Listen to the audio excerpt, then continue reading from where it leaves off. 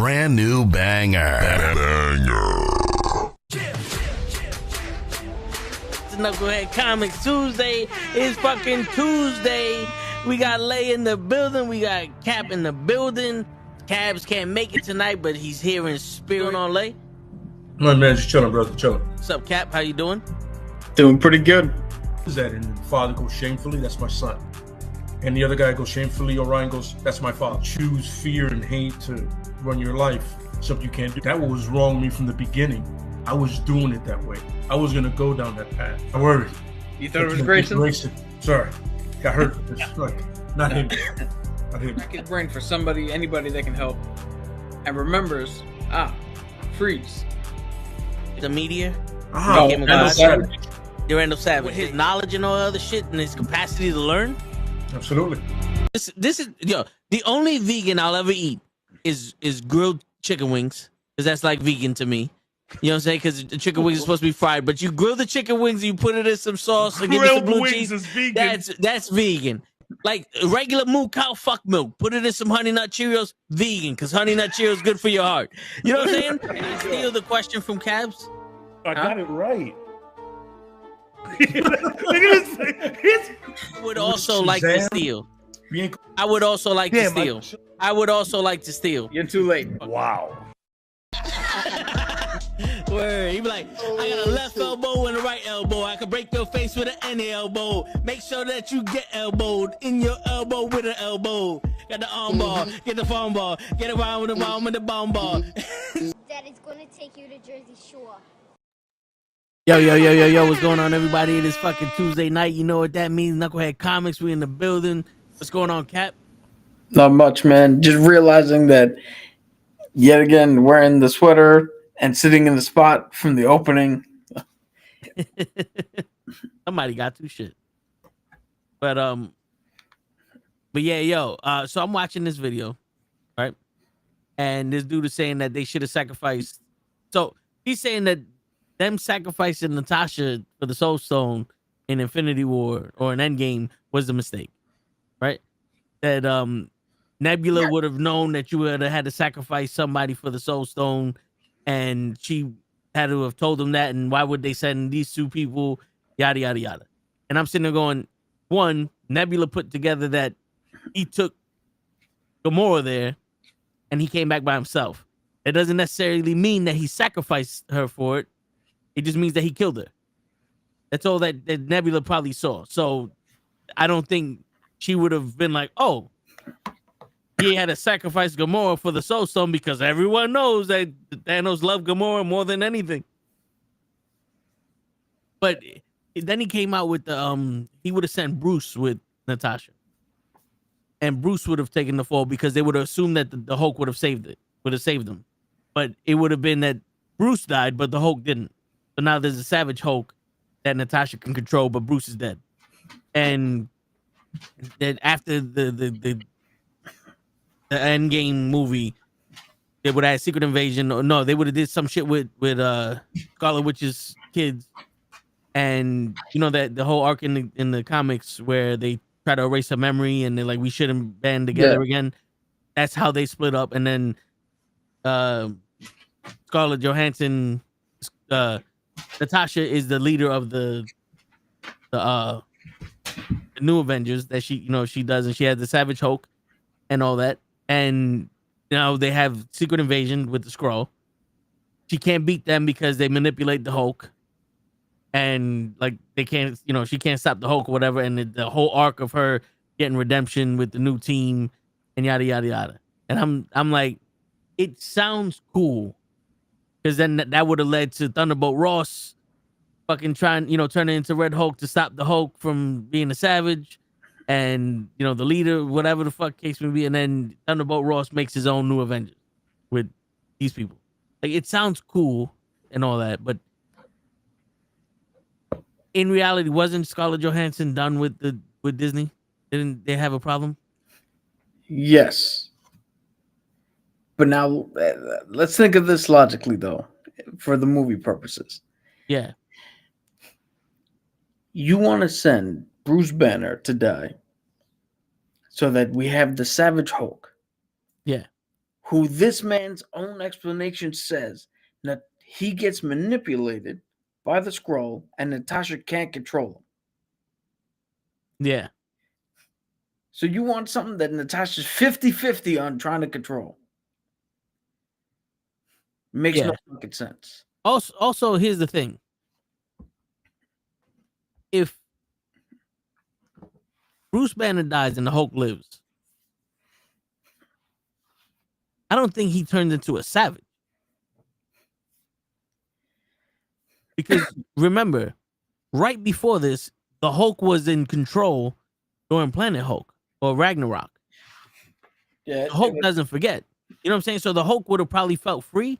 He probably would have never went with Natasha. See, now, here goes the thing. If the Hulk would have lived, right, and Bruce Banner died, now would have been the point where the Hulk goes, I can't go back with you, and leaves.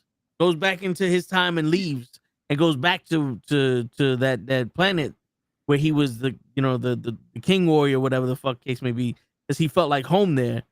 And then Natasha would have been like, I lost the Hulk. Like Bruce died, but the Hulk left. It turns out the Hulk was a completely different person, and he remembered, he felt like, something. And then that could have been that she lost the love of her life, but she also lost the one thing that she thought was a part of him that she could have kept. And, whatever.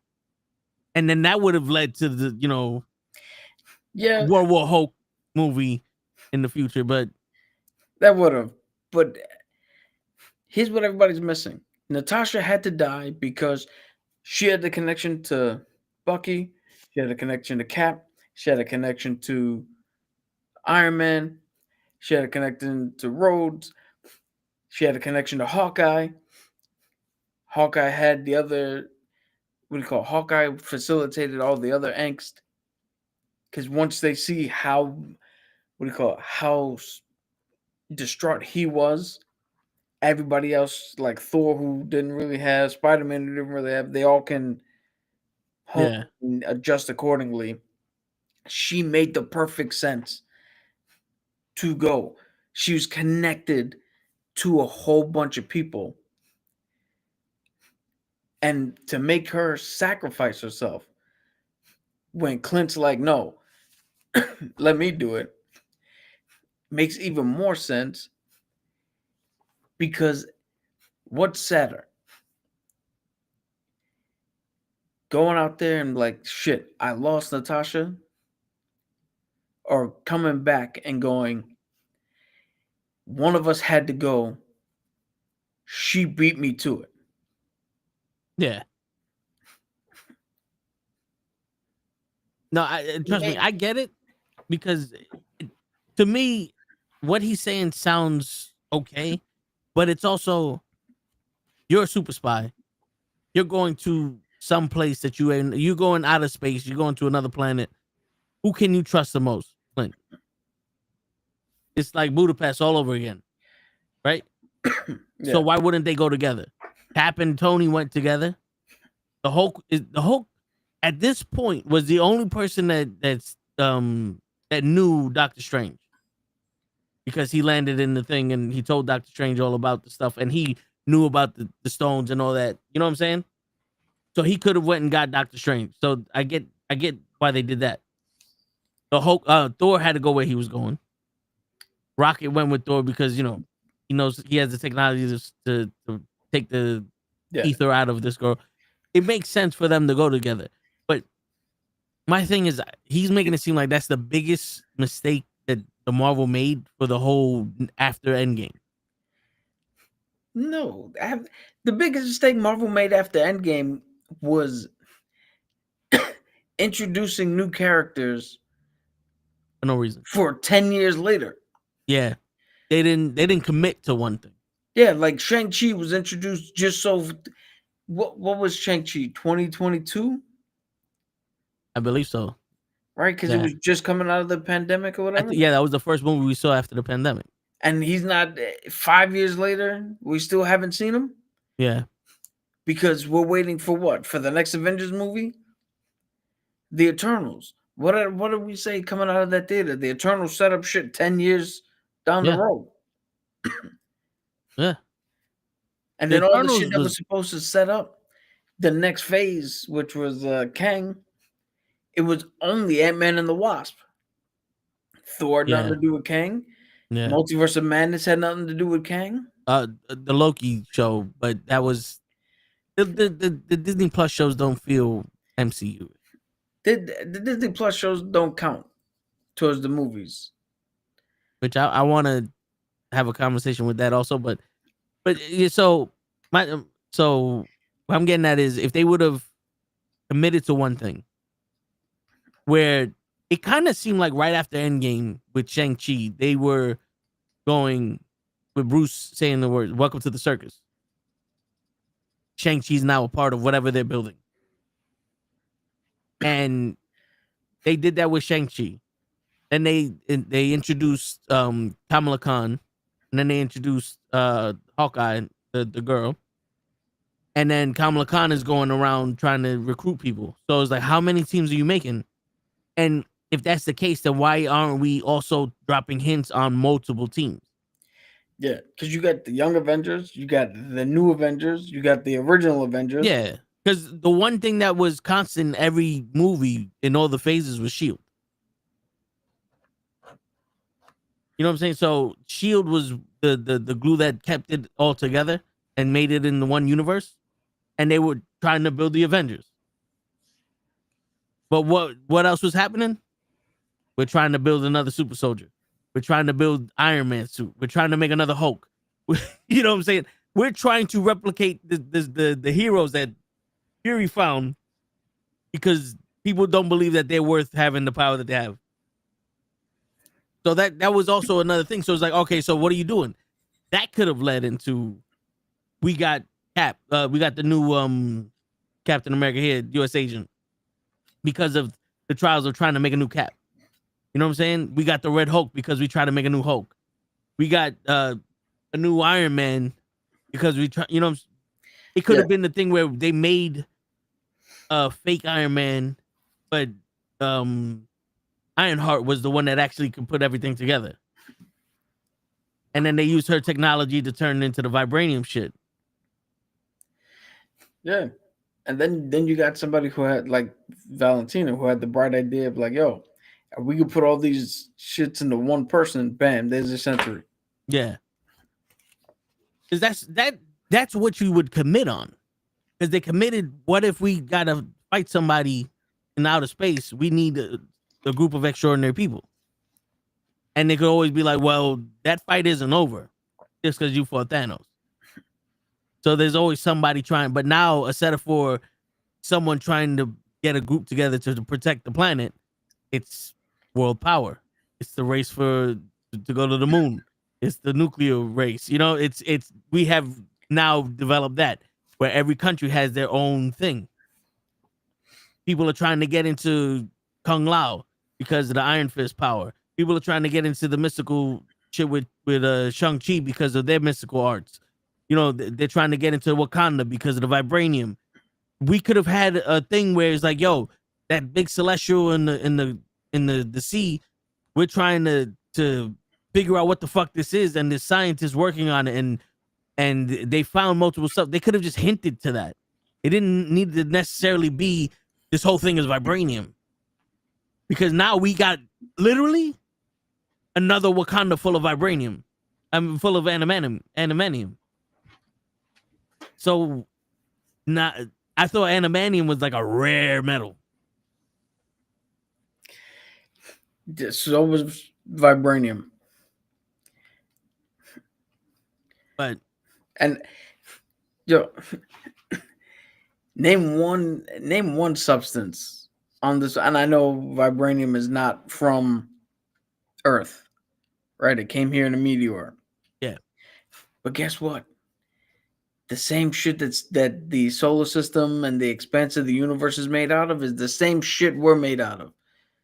There is no different fucking there's no different elements. Well, we're all made of the same fucking shit. Yeah. Show me something that has that much capability that it can make you a radio, a plane, a 3D fucking vision board made out of sand, weaponry, absorb fucking vibration and energy, disperse that energy. Like, get the fuck out of here. That one thing can do everything. Yeah. Then fuck adamantium. What? Because it's stronger? All right, but what, you can't do nothing but put it in a bone. You can't do nothing but make a skeleton. Yeah. You can't even make a fucking shield out of it. You know, and to be honest with you, isn't in the comics Captain America's shield a mix between titanium, vibranium, and adamantium? Titanium, steel, adamantium, vibranium, and I think like high tensile carbon or some shit.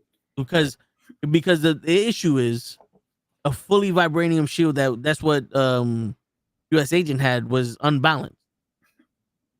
It was harder to throw or some shit in the comics, if I'm not mistaken. Something like that, yeah. It's like the mix between the metals made it actually balanced and able to do shit. But that's the comics. I honestly think he's getting that sounds good in theory because he's going based off of the comics and he's trying to adapt what they did to the comics. But Scarlet, to have Natasha be the one that sacrificed makes sense because he was saying how in the movie she didn't get burial like how Tony did, and Tony's death overshadowed hers, and that was bullshit and about all that. But think about it. Endgame, Natasha was the one that was so desperate to try to fix everything. She was even trying to run shit. Like, everything goes through me. Like, I think she took responsibility for the loss of half the universe. She took that shit very hard. Yeah. This is the reason why I don't watch other people. Tony's sacrifice outshined Natasha. Okay. Yeah.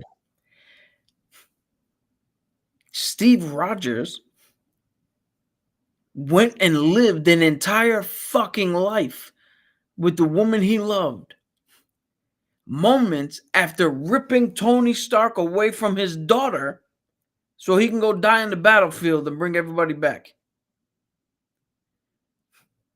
You not mad at Steve? Yeah. You gonna say that Iron Man outshined Natasha? Steve ripped this motherfucker away from his child. And then went and had a whole fucking life. And then was so smug. And I'm the Captain America fan here. Remember that. This motherfucker was so snug. You gonna tell me about it? Nah, I don't think I will. I mean, he did also say the words, I went and found that life that Tony kept asking me to go live. True, but how selfish? Yeah. How selfish was that? Because finding a life is different from, well, I went and got to live the life I always wanted. But you hologram to your daughter now. Yeah, the one person that said that he wasn't going to sacrifice his daughter and all that for the future, sacrificed everything for the future. Yeah, so you want to call, you want to pinpoint shit. You got to pinpoint all of it, man. Well, yeah, but also, wouldn't you say that Steve Rogers kind of his life was taken away from him with the 80 years he was frozen in the water?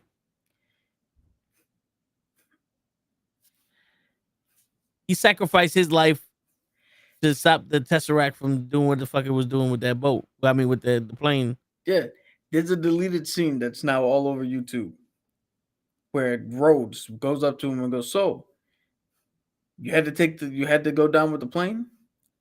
He's like, "Yeah, there was bombs on board." He's like, "You couldn't take a parachute, jumped out, set the plane course to land in the water? Like, you didn't need to go in there with it." There was nothing in the world that said he had to go in there with it. In the comics, it was a rocket, right? Yeah, in the comics it's different, but we're Yeah. we No, I gotta know we're now- talking about the movie. Yeah, we gotta now start separate because apparently people don't give a shit to begin with. Yeah. So we now got to start separating the comics now and just look at the movies as a whole. And as the movie, there was no reason for him to be in that fucking plane as it went down. Yeah. So now, and did he lose 80 years? All right, yeah, he might have lost. He might have lost time with Peggy, but he had Sharon. He kissed her in fucking Civil War. He still could have had his little slice. Yeah. There was nothing preventing him.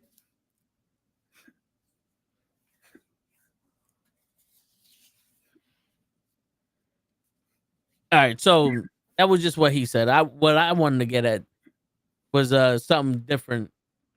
It was more Disney Plus stuff, but it was like me asking you setting up a scenario and asking you questions about certain things. But is there anything you want to talk about before we get into that?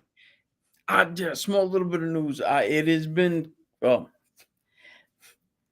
the utmost that it could be confirmed. Famke Janssen says she is not reprising her role as Jean Grey for Doomsday or any other Marvel movie. She's like, she's tired of hearing people ask. She's not returning. She's like, she can't wait for the movie to come out just so she can be like, see, I'm not in the fucking picture. She And doesn't this is want the one from the X-Men trilogy, the original X-Men. the Fox X-Men. Yeah. Okay. She doesn't want to come back. And she said she does not have any advice for whoever's going to take over next. She just can't wait to see what they do with the role. Okay. So, I mean, I know nobody in here even probably knew the name Famke Janssen before I said it. But I don't Yeah. do names very well. So. But if you come across her, do not ask. She's not in it, according to her. There you go. So, DC have reportedly started casting for the new Wonder Woman, and the only person I recognize by face because I don't see names here is the one that teamed up with Thor. Valkyrie?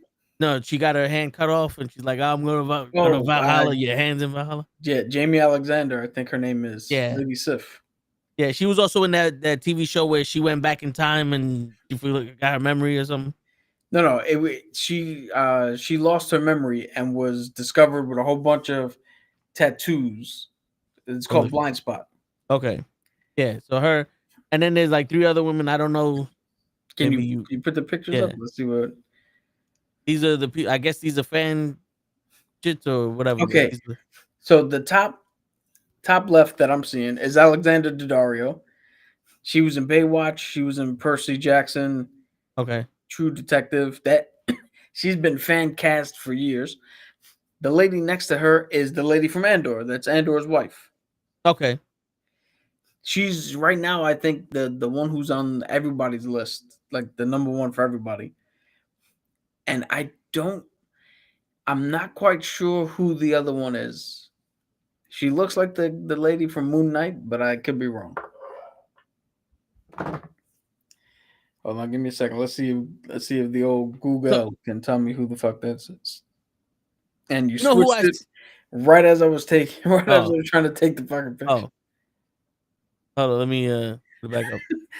I didn't know you was taking a picture. I thought you was just going to.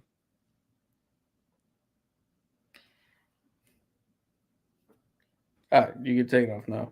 You know who I saw with a mock-up version of Wonder Woman who kind of like sparked my interest a little bit? Agent Smith? No, not Smith. Is it the one from How I Met Your Mother? Oh, Colby Smulders. Yeah. Agent Hill. Yeah, Agent Hill. They showed her in like a mock-up. Like they I guess they switched faces. They did a face swap with her and Gal Gadot in the uniform. I was like, yo, that actually fits. But then again, like Wonder Woman's Greek, right? Yeah. Yeah, that is the lady from Moon Knight. Oh, okay, nice. Did you know that Denzel Washington was almost shown up? I can't picture him. I cannot picture him as showing up. There's only one man I could picture showing up from the other person who was mentioned in that shit I showed you. And that's Wesley Snipes. Because he damn Busta sure Rhymes. couldn't have been Leroy. Yeah, he was too smooth for that. Yo, because the second showing up would have came up, yo, in the what do you call it? In that thing where he hit him, Yeah. or not him, the girl. When the girl hit him, Wesley would have fucked everybody up. People like, are you fucking crazy? Bitch, what the fuck you doing? You don't hit me. Shit. But all right, so that we done with the news. That was pretty much all I got. Dude, if Wesley would have been in there, that would have been called the first dragon. Shit. That would have been called You Fucked Up Now. Shit, but all right, so here goes a little thing that I was thinking about today, right? Because I was trying to think about something where it's instead of making these movies with the X-Men and different multiverses and all that, why don't we make the TV shows with the different territories where the TV shows will be our street level guys? We already got Daredevil. We got we had Luke Cage and Iron Fist, but now this is what I was telling you. What about with the mutants? We got a TV show where you have X Factor and Power Man, and they're not in New York; they're in another state. And it could, now it could be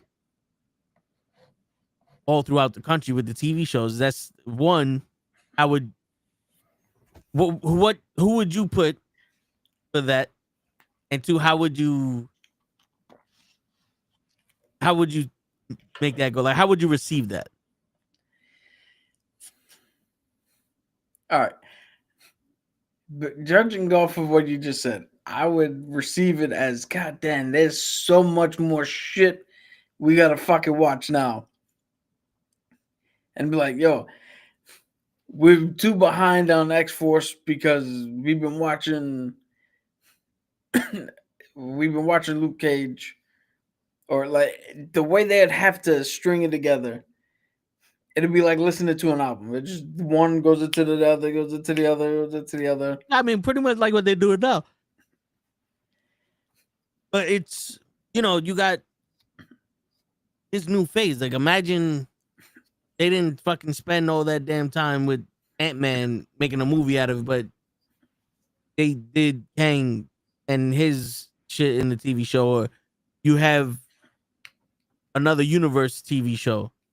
Like I said, with the X Factor and shit, you have other mutants that you can introduce. They're not high level mutants, and people that way. When you're watching the X-Men, you're not sitting there going, "But what about this guy and that guy?" They have this guy and that guy over there. True, but now you would ask me what team I would put together for the X-Force. Nobody would be giving a shit about these guys. But so strong guy, Warbird or Thunderbird, Warpath, whichever one. They're technically two different ones, the brothers. Cannonball, Polaris, Sunfire, and Havoc. Those are the six I'd have. Because how about all right? That's your X-Force. Now how about we're having prior knowledge to when these movies are coming out, right? So right now we got Doomsday. We can't really do much with Doomsday because we don't know, because apparently everybody and their mother's in it.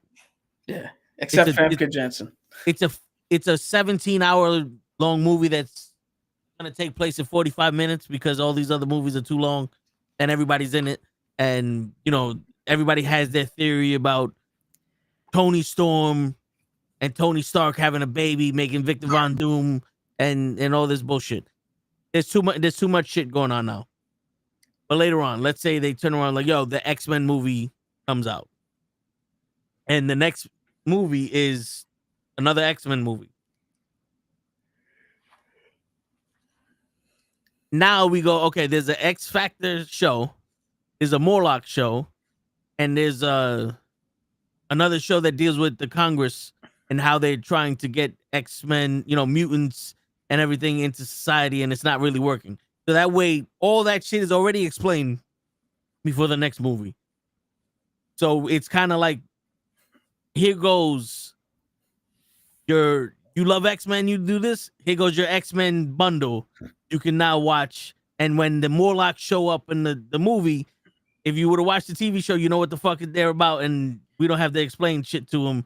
And you already got a prerequisite. So that way, when people go, this isn't the X-Men movie that I saw 20 years ago. I thought they were just going to continue the same shit after they killed everybody. Yo, you're not going to stop people from doing that, because the people who are going to say that are not going to watch the Disney Plus shows. But now you can sit there and be like, yo, watch it. Yeah, true. Yeah, I mean, that might be helpful. But at this moment, we have X-Men 97 that'll tell you what the fuck Morlocks are, the original X-Men cartoon, and a whole bunch of books. And we could shove them in their faces, but show is never gonna care as much as we do. And the fact that it's funny, because in the comics, the X-Men already have all their own shit that's kind of separate from the regular MCU. Right? So your what do you call it? Your suggestion is not too far off of what happened naturally anyway. Right? But you're gonna run into another thing where people who go to see the movies, they're gonna stop watching the fucking Disney Plus shows because it's too many. They're gonna get confused. Why is there 47 X teams? And then they're only gonna watch the movie, and we're gonna turn around and again be like, yo, but there's all this shit to explain what the fuck's going on. Like, but you know something? Too fucking bad.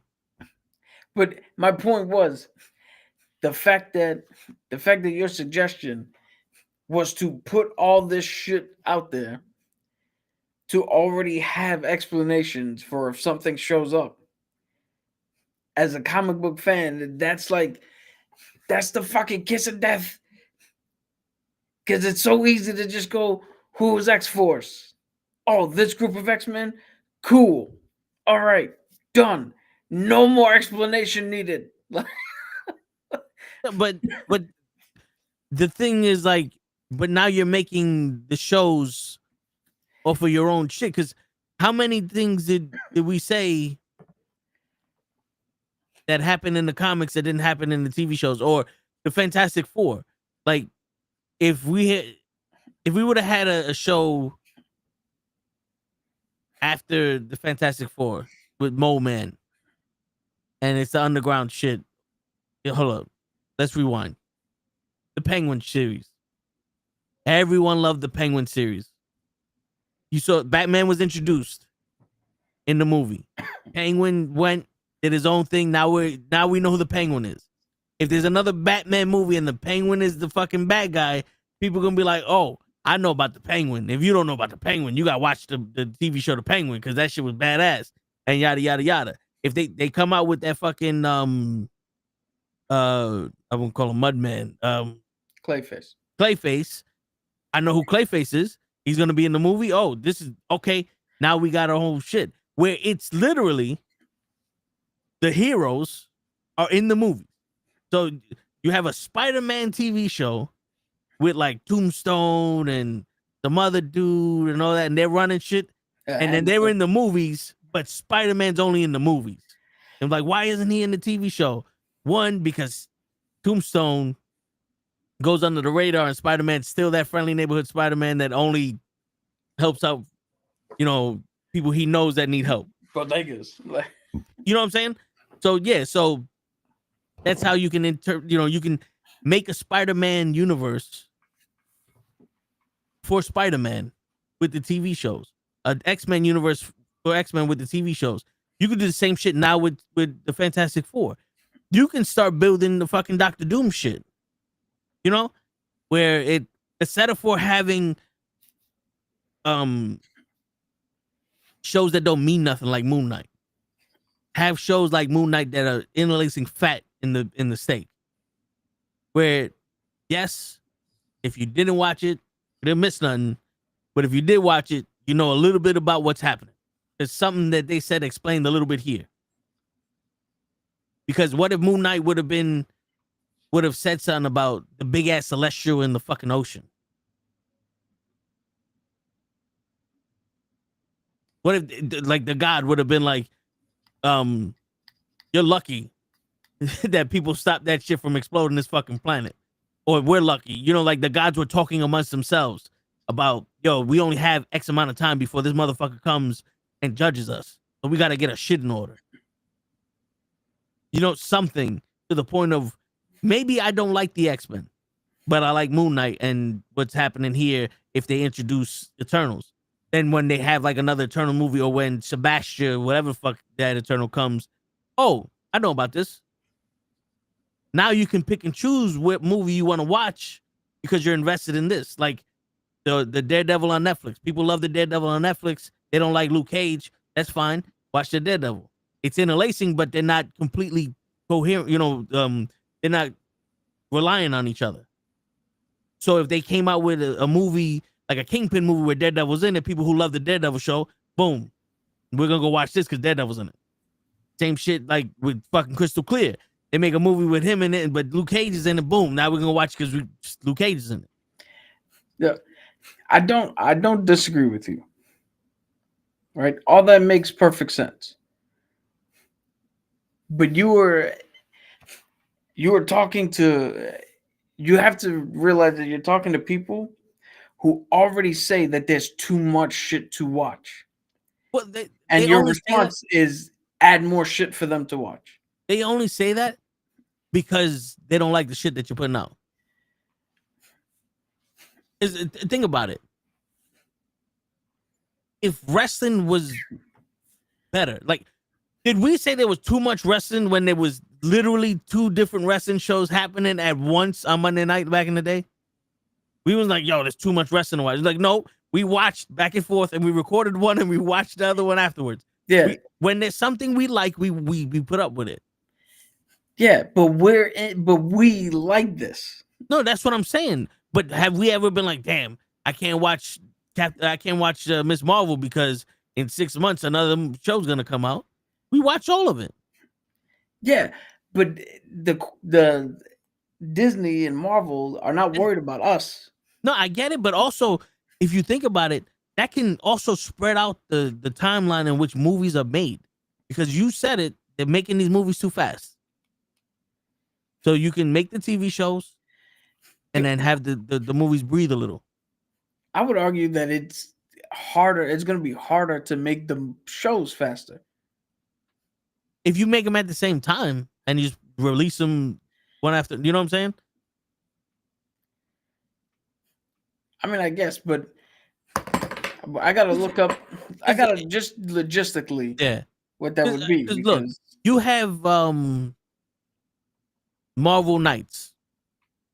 That's the one with Moon Knight and Blade and that's the Midnight Suns. Midnight Suns. You have the Midnight Suns. We already got Moon Knight. We can make another fucking TV show about another character there and build up the Moon Knight Sun, the Midnight Suns. They don't necessarily have to have a movie.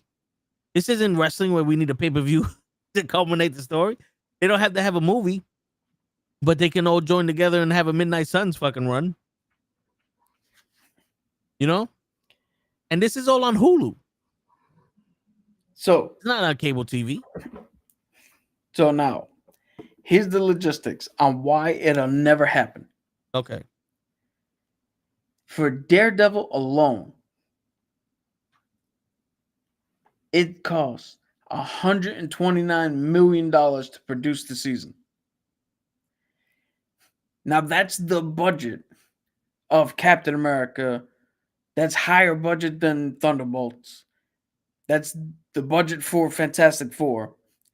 And now you're telling the studio, instead of turning that budget or taking that budget and doing it maybe 1 to 3 times a year, now do 6 of them at a time. Like, and for what return of investment? Disney Plus, what do you call it? Subscriptions didn't go up because Daredevil came out.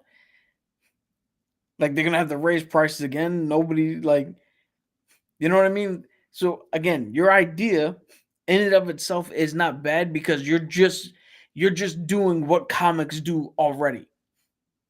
Right? So that idea is exactly how comics work.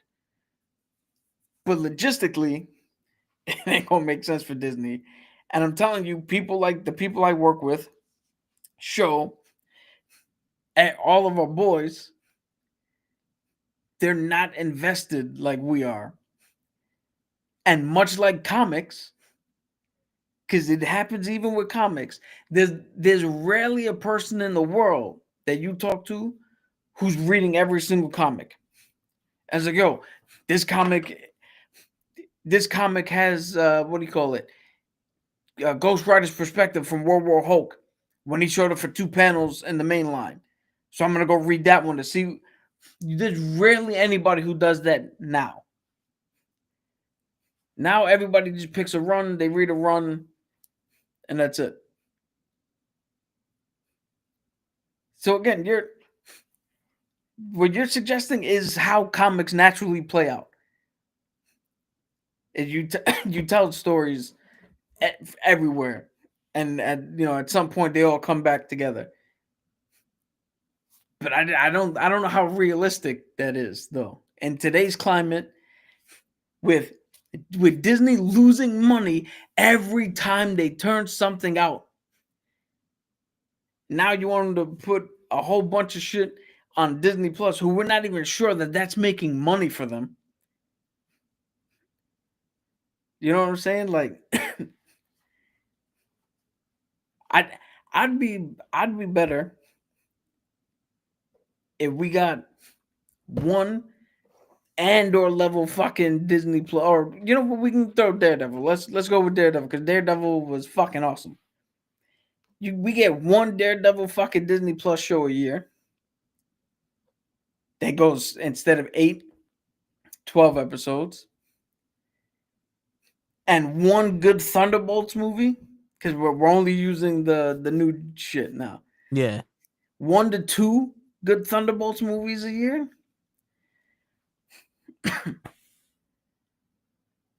I mean, that right there will get people on board, because now it becomes an event again. They're like, yo, this shit was good. When's the next one? Fuck, the next one's not until 2 years. Shit, then by the time 2 years comes, everybody's like, yo, I've been waiting for 2 years for this. But again, how realistic is that when Disney's is sitting there going, but we got Marvel, and you telling me I can't do nothing for 2 years? I can only do one move. Like, you're talking about the people who made a live action remake to a movie that's not even 10 years old yet, in Moana. Yeah.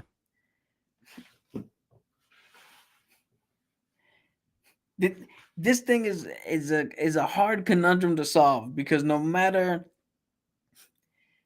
how good the answer we put,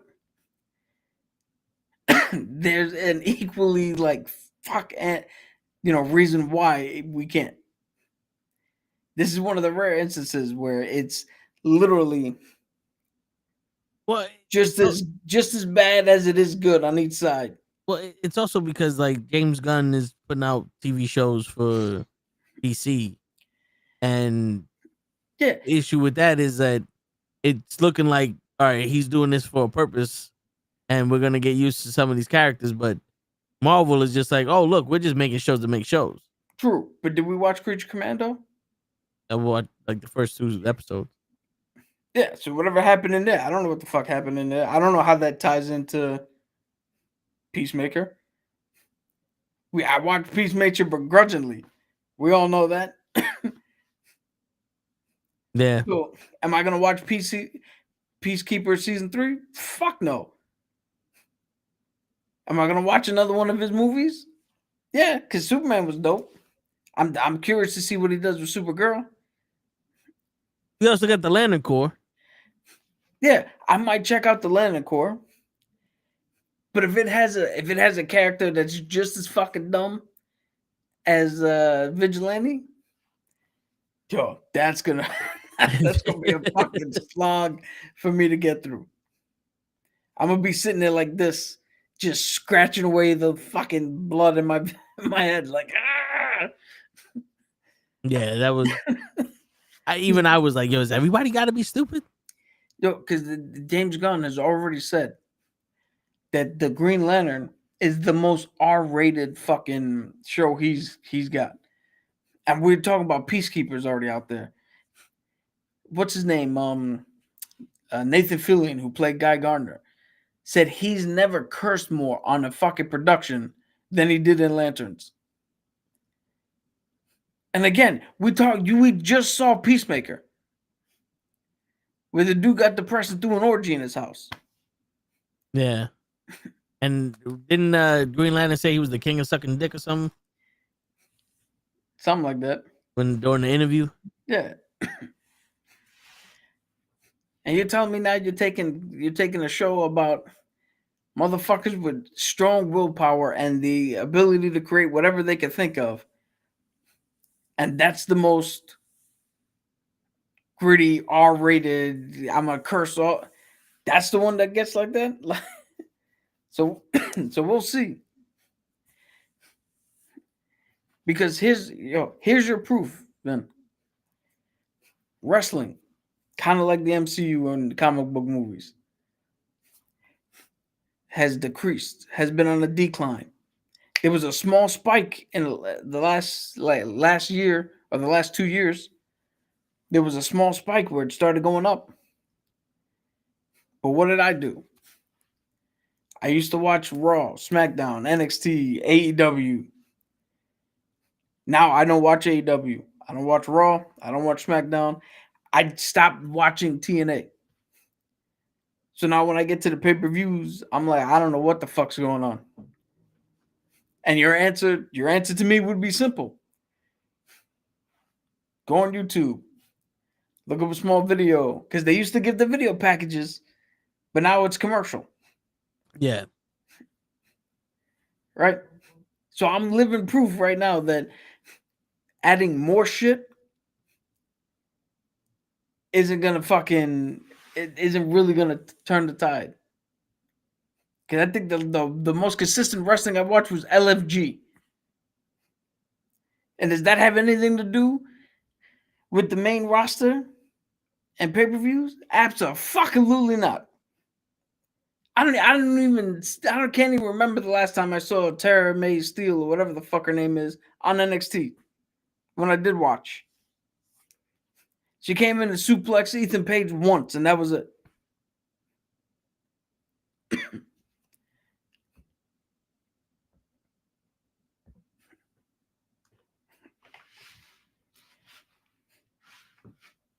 Listen, I think it works because the issue that Disney Plus had is they didn't have enough content. Again, the idea in and of itself is not the issue. The issue is not the idea and if it can work. The issue is just the reality of where we're in.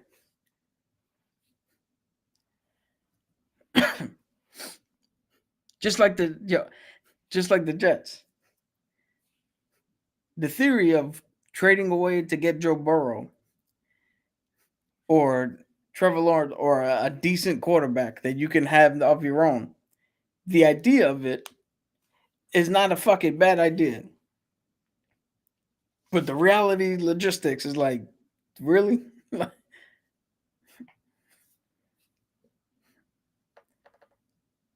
All right. So, changing the subject.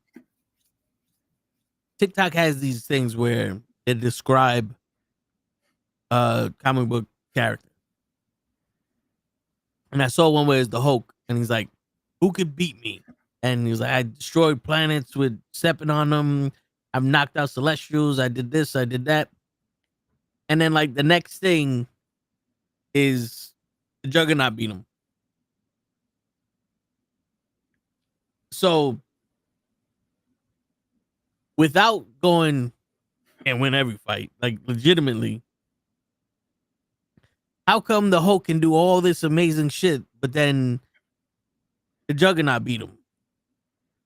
He beat, like, the Hulk fought Gladiator, but then the Juggernaut beats the Hulk, but he can't beat Gladiator.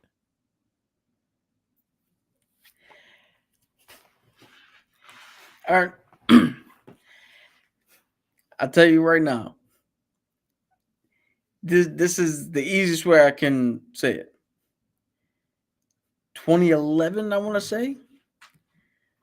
The Patriots went undefeated and then went up against a 9-7 Giants team and got beaten in the Super Bowl. Sometimes you just lose a fight. Because if you read the Hulk, yeah, he might have stomped and crushed the planet, but he doesn't do that all the time. Like, not every step he takes destroys the earth. And I know you told me not to do that, but yeah, I basically just said what you just said. Don't do that, and he was like, "Oh, well, I won't do it. I'm just gonna do it." Dude, because you can't. Dude, sometimes you lose a fight. Like, nobody's undefeated. Unless you got the money like Jake Paul or Floyd Mayweather. Nobody goes undefeated. I don't know how to explain it. The writer just needed it to go that way for whatever story they were telling. So then, is it safe to assume that no one has the power that they have? For comics, yes. And I'll give you the perfect example. Superman could only jump over the tallest building. He was only faster than a locomotive. He had the ability to stop bullets. And then somebody else came along and was like, well, I need him to do a little bit more so he can fly now instead of just jump over. Well, I need him to do a little bit more so he's got ice breath now. He's got laser vision now. He's way faster than a train will ever be. Oh, but we created the Flash. The Flash is the fastest man alive. Oh, but nobody's supposed to be better than Superman, so now Superman is just as fast as the Flash. Like, nobody in comics has the exact ability that they say they have until the writer fucking needs them to do something. It's the famous thing. They asked Stan Lee who would win in a fight. Spider-Man and somebody else, and the Hulk. And Stan Lee himself said, I hate that question because the only answer is whoever the writer needs to win that fight.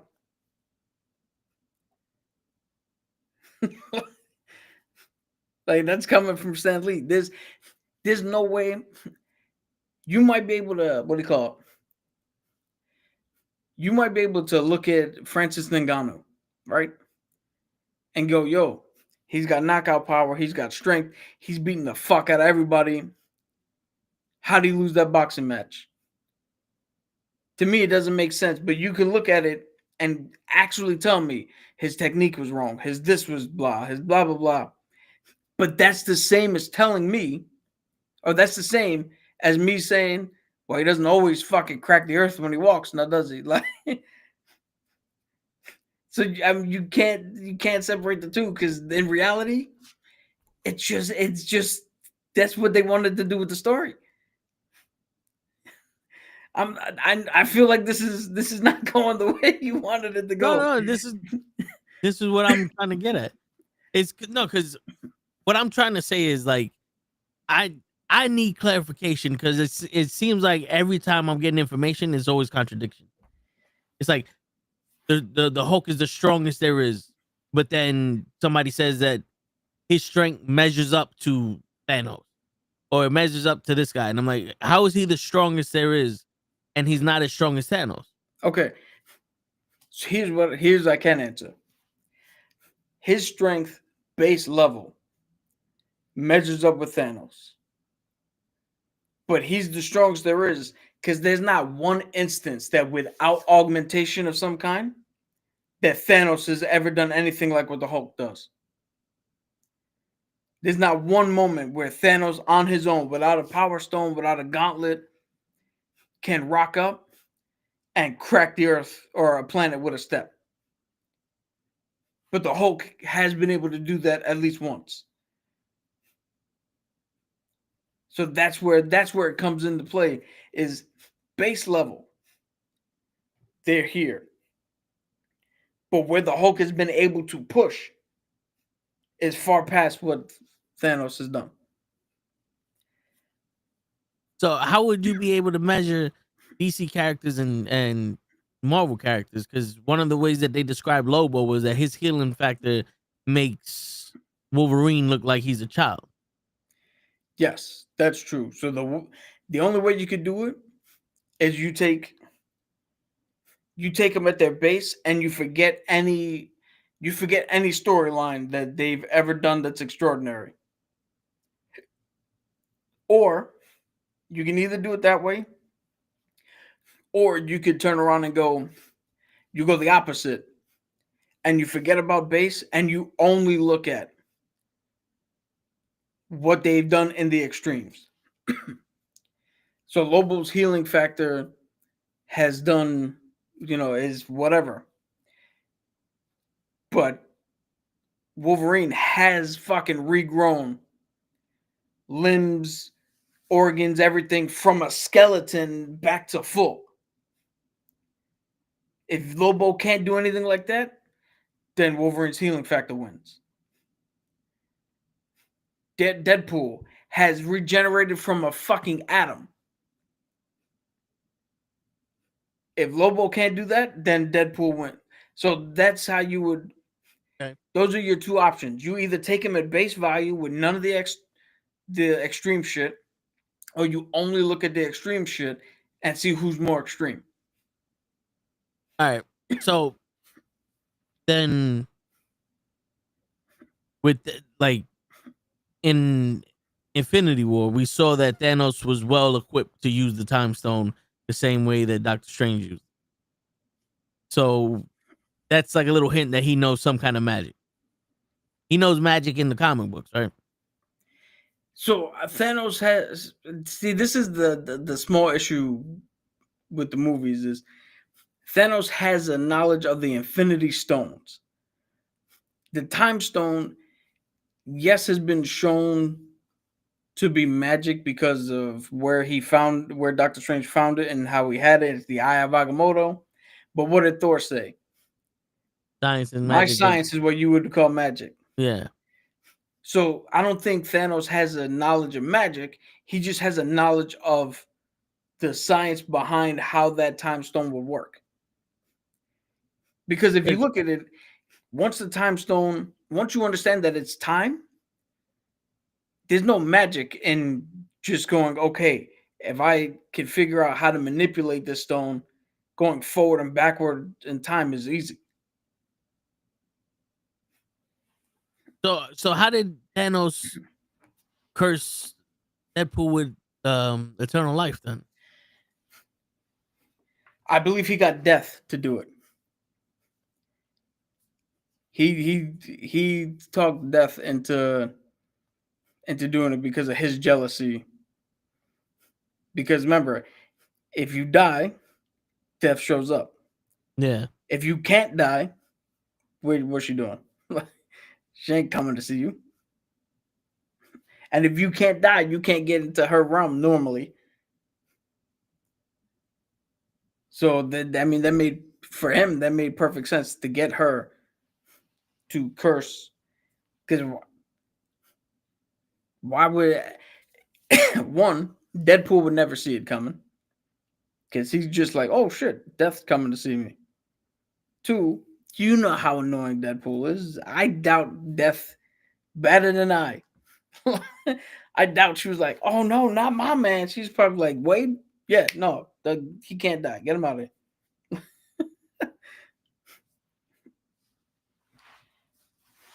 And again, here's another answer for you. Just because somebody is not associated 100% with magic or the mystic arts doesn't mean they can't just one-off do it. You know what I mean? Voodoo dolls exist for a reason, right?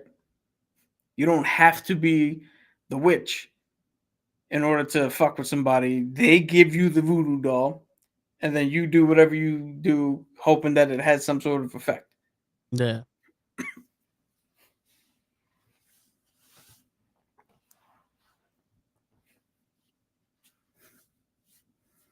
All right. So, how would you have implemented Ironheart in her TV show?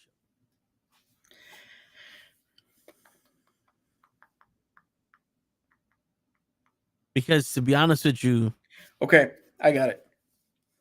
Good. And I literally just thought of this right now. Yeah.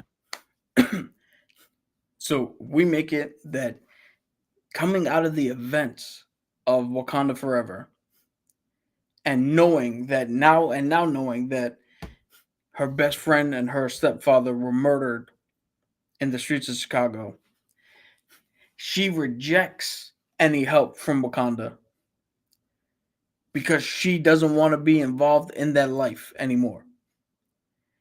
She has the suit. The suit is sitting in a garage or a storage unit somewhere. Right? She doesn't want anything to do with it. She's developing that fucking bubble. Yeah. That admitted the text like a gunshot, boom. She's developing that instead. And the hood comes up.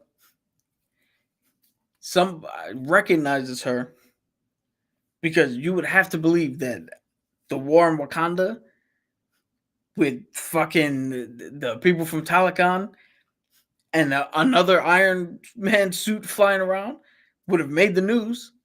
Yeah. Somebody hits him up. Oh shit.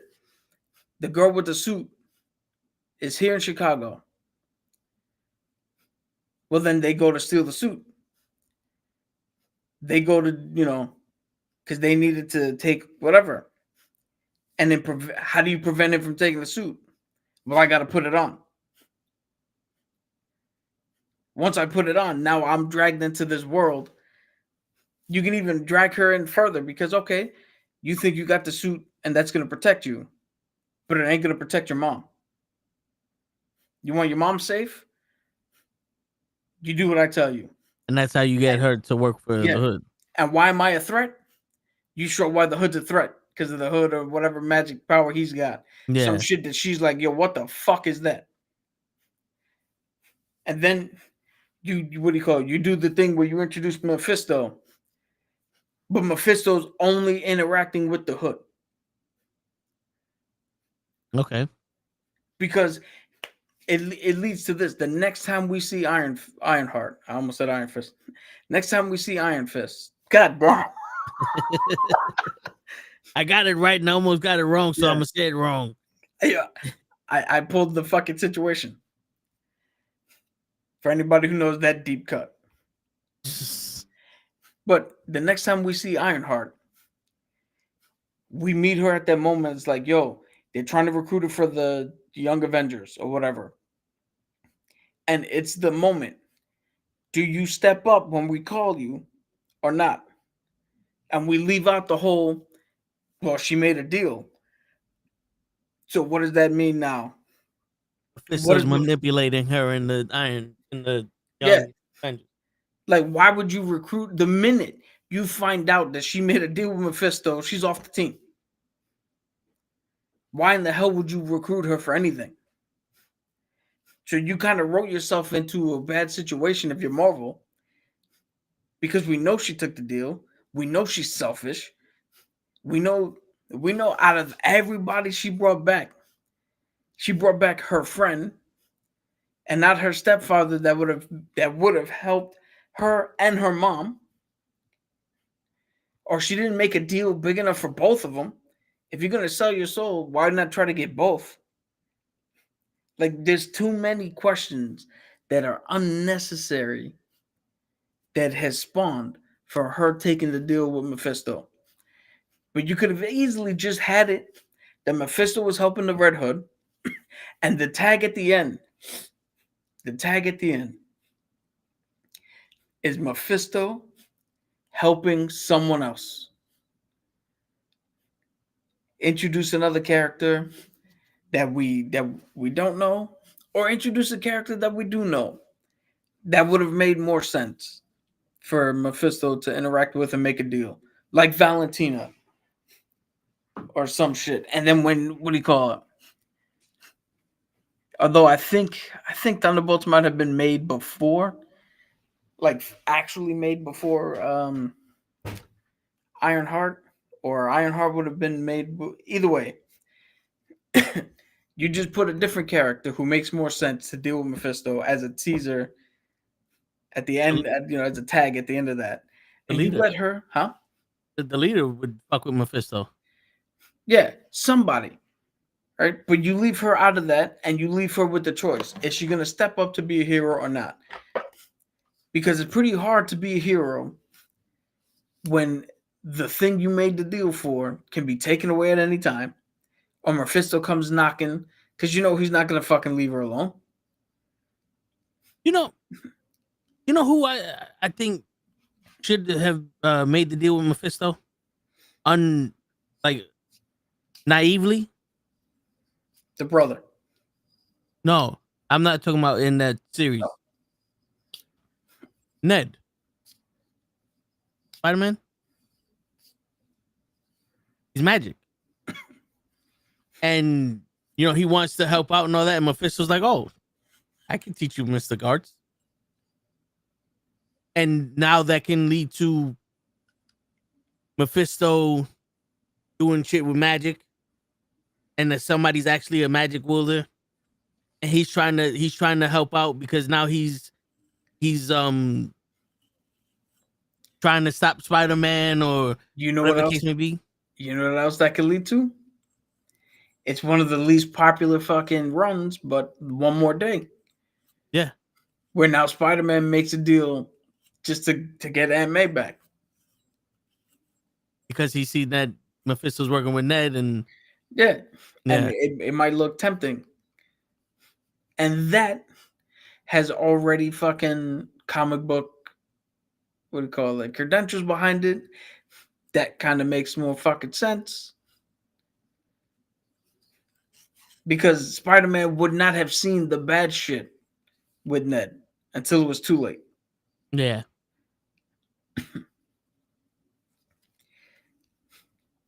And again, going back to Ironheart, I honestly think that tag at the end should have been the brother making the deal with Mephisto. Because he didn't know. Mephisto could have lied to him and be like, yo, look how much I helped out your sister. Ironheart. Yeah. Right? So he makes a deal. And then when Ironheart sees her friend, where Riri sees her friend for the first time, and that true shock in her face, how powerful of a moment is that? Yeah. And then she still gets to do that shit with the whole series. It was about her reaction to shit, her emotion to shit. Then the brother comes up like, yo, I made a deal to get her back. And she can still play into that, how I react to blah, blah, blah, blah, blah. Yeah, because remember, he didn't want the AI. And then it could have been that the AI was the straw that broke the camel's back, and it's like, no, I need it back. And that's why it led him to making the deal with Mephisto. And then the Ned shit, I think, works also because Doctor Strange would have forgotten about Pete. So he would have forgotten with Ned doing all that shit like that would have been inconsequential. Plus, he's so busy trying to train America Vespucci. So he's trying to be dead. I got something even more. Ned makes more sense. Why? Because Ned forgot about his magic. I forgot about Doctor Strange because he forgot about Peter. Yeah. So he wasn't involved in any of that in his mind. Yep. Except for when he bumps into Mephisto accidentally on the street and gets a flash of the magic of Spider-Man. And Mephisto's like, oh. And yeah, Mephisto goes, ooh. And Ned's like, what the fuck was that? And Mephisto manipulates him and lies and goes, oh, you didn't know this dude took all that shit from you? And then that would be Ned going for revenge against Spider-Man. Hence how we get Hobgoblin. There you go. Shit. Because, yeah. And then what? Because we already have a connection between Spider-Man and Doctor Strange in the universe. Doctor Strange is out fighting Dormammu. Remember, he has to fix that incursion that he did with Dormammu in that layer. So he's not there to protect people from the mystic arts of fucking Mephisto. Now, what's his name is also dealing with shit. Wong. He was also dealing with shit. Oh yeah, because he's dealing with Macy or Maggie or whoever the fuck that bitch is. No. The rings. The rings fucking sent the beacon out. Yeah. To God knows what. Also, he has to rebuild Kamar-Taj because Wanda just fucking destroyed it. Yeah. I just fucking thought of something else right there. Now, this is something that's only for you. If this is the least out of everything I've ever pitched, this has the least % chance of coming to fruition. Okay. All right. But just for you. Mephisto does all that shit with Ned and Spider-Man and blah, blah, blah. The Battle World and Secret War and Doomsday concludes with Doctor Doom defeated, as it has to. Right? Yeah.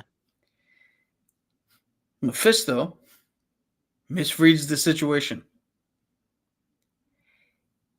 He goes up to Doctor Doom thinking, oh, this is somebody who's down on their luck that I can manipulate. He reaches out to Doom. There's another fucking flash like that happened with Ned. Doom sees his mom. Mephisto doesn't understand because that's not the Mephisto from his universe. But Doom is like, no, you have something I can get back.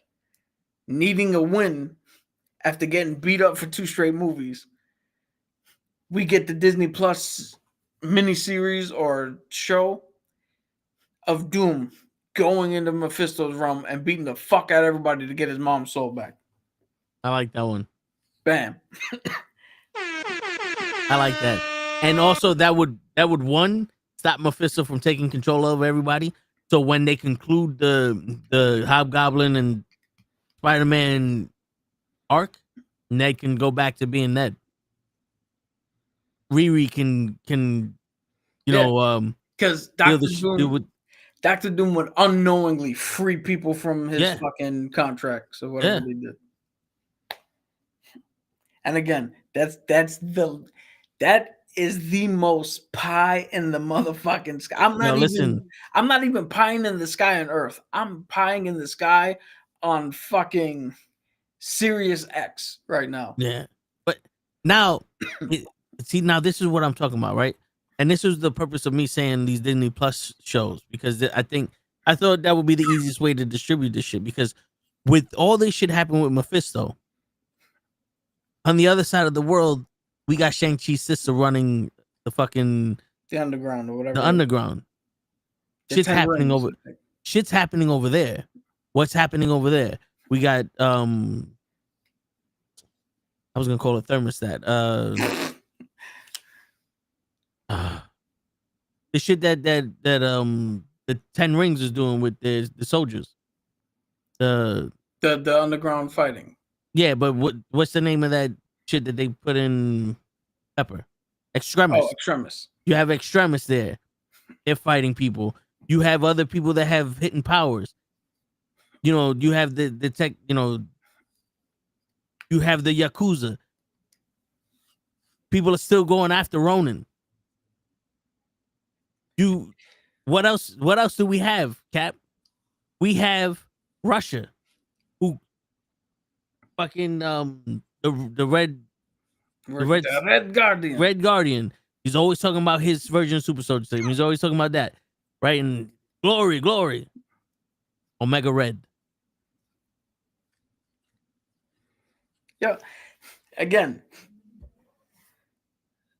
nothing inherently bad at what you're saying, but we pieing in the sky right now. Yeah, but that's the beautiful thing. There's so much shit going on that you can interact with shit, because who's to say that this girl doesn't try to fucking team up, or Russia's trying to have a superpower with Japan or China, whatever part of the Asia they're from, to make a super soldier, and they found out that they have extremists. They have all these people fighting for them. So they're using these people to find a good soldier to be Omega Red.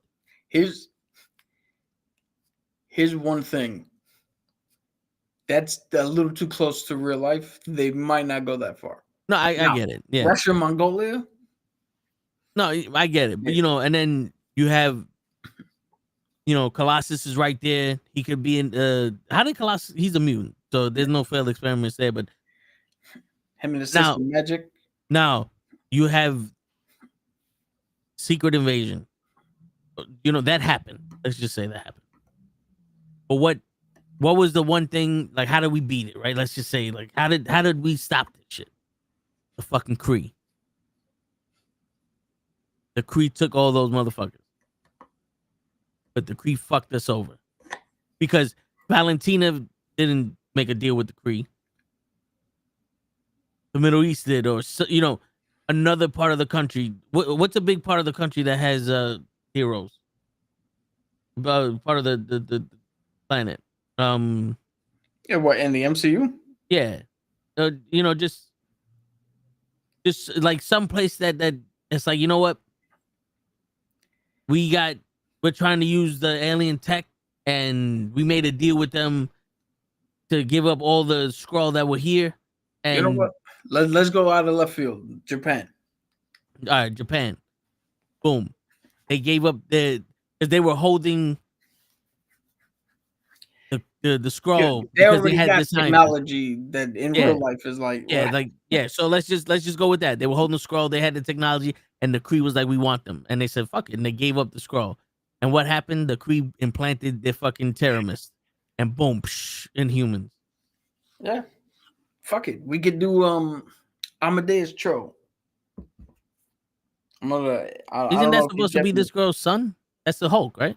Yeah, he was the Hulk for a second. I'm gonna look up what he is real quick. Yeah, there's so much shit that can go on. Because I know that with Agents of S.H.I.E.L.D., they like tickled a lot of this shit. You know, throughout the seasons. And maybe that's what, instead of having multiple shows, we just have one show that could be called like a universal thing, like maybe 616, right? And that'll be this main branch timeline, and it's a show that has all of these characters in it. And let's say every season it's a different location, or it's a big plot where all this shit happens, and then every couple of episodes we go to a different angle of shit. He's Korean, by the way. There you go. You know what I'm saying? So what do you think about that? Instead of making 52 fucking shows, we just have one big ass show that has all of the interlacing of this planet in it.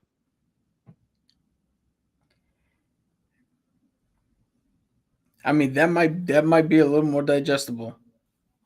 Because Agents of S.H.I.E.L.D. pretty much was able to go everywhere. They literally went to Mars. They to the moon and all. They went everywhere. The future, the past, the Terramis, all that other shit. They did everything. So why not have something like that for this?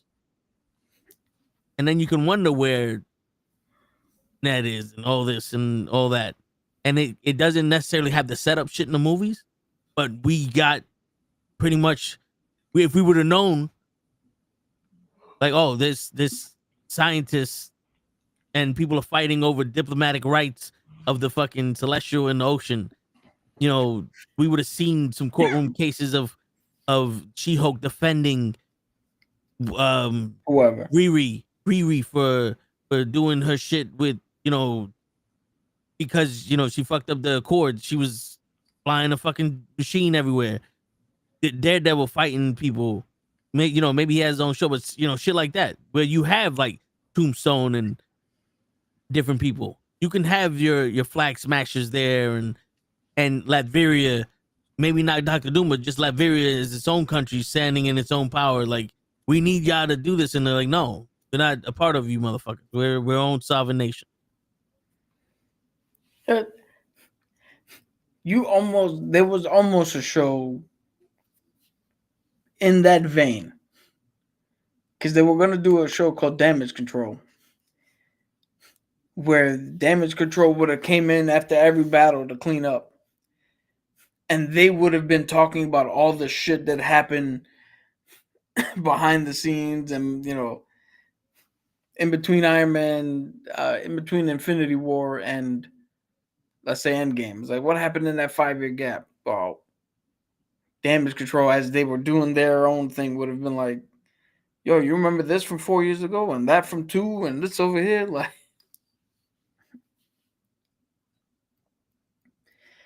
that's the most logical one suggestion you've come up with. Shit. But we need somebody, whoever is running that show needs to be their own Kevin Feige. Because they need to put together somebody who doesn't give a shit about telling their own story. Yeah. Just tell the story we need you to tell. And here's all the irons in the fire that we got to look at, manage, and maintain. And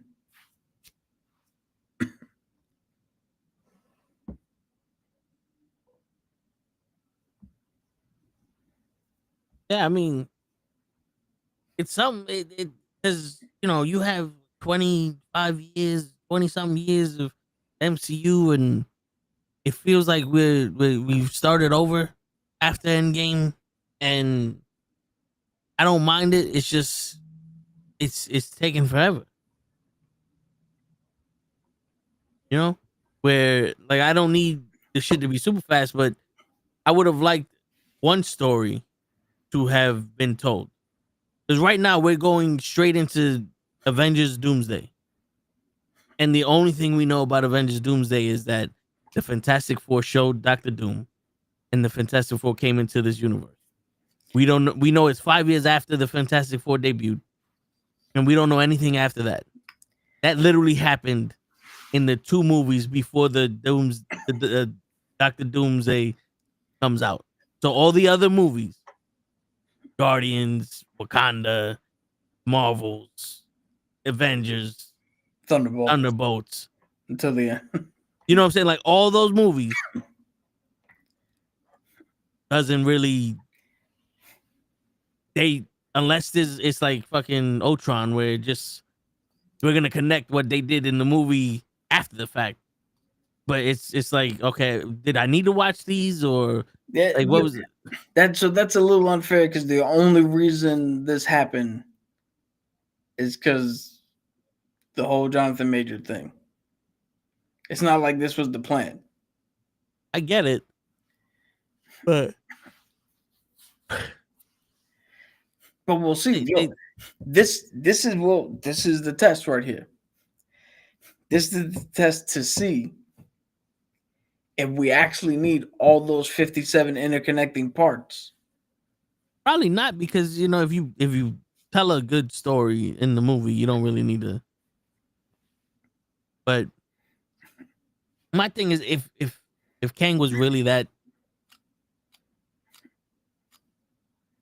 important to the show, important to the movies,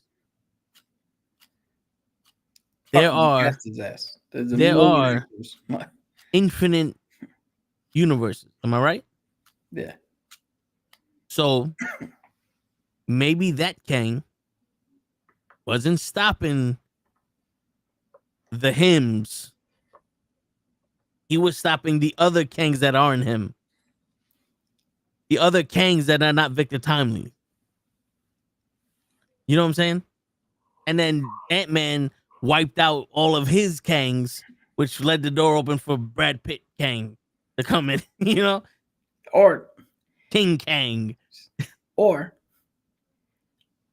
you do know because they just fucking did it. Okay. They could have just went, hey, throw out a name here. Carmen Domingo. He's now Kang. And then they continue the story they were going to fucking tell. Yeah. And you know how I know they just fucking did it? It's because William Hurt died.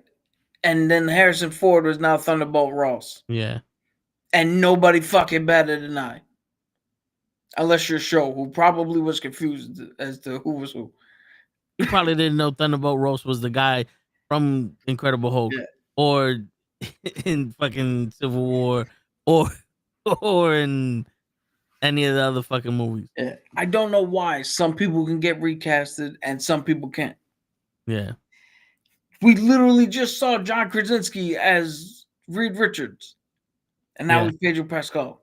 I mean, they not only recasted, they switched Robert Downey Jr. from Tony Stark to Doctor Doom. Yeah.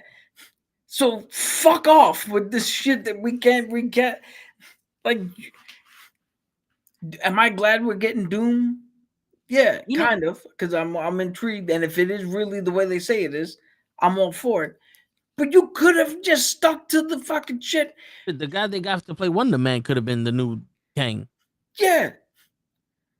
Like this, you could have just stuck with the same shit. It doesn't have to be him. You didn't sit there and go, we made Kang because Jonathan Majors was born.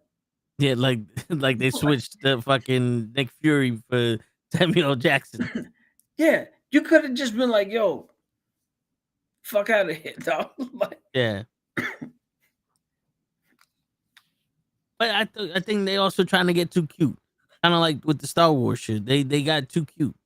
And here's the shit with the Star Wars is like you take something that has historical information already. And all you need to do is relay it on TV. And I got to tell my own story. But that it doesn't make sense for the fact of it has to fit in a Star Wars movie. Like if that show was not Star Wars and it was something else, it probably would have been better. well, But which show for the- which show we talking about? Acolyte. I'm sorry. Acolyte. It probably would have been better to watch. But because we're in the Star Wars world, it's like, no. Wait a minute. But Because at the same time, though, we did get a good show that was in the Star Wars universe that told the story they wanted to tell. with Andor. Not Andor. I was talking about Skeleton Crew. Yeah. Like, because the thing is that was in the universe with pirates. This is the closest we're gonna get to seeing Han Solo's people. You know what I'm saying? So this is all right. This is something different. We're getting a part of the universe that we don't normally see. We're going to the hidden parts that everything's been hidden for a while. This is like, all right, cool. We're open to this. This is cool. Now, what you do? You went to the Old Republic and you went to a bunch of Jedi that are before anything we've ever seen. That's supposed to be stronger than everything we ever seen, and you killed witches, and he's the one that kills himself. Trinity killed everybody to save her people, and this guy is the one that went into the solitude forever. yo, When did the Jedi become monks? see, that's That's the dumb shit where you turn around and go, hey, if you notice any fucking story or synopsis or thing that I pitch, if you ever notice, not one fucking thing I pitch has anything to do with what I believe in as a person. Yeah. The minute you start putting what you believe in as a person into your shit, you're no longer making anything.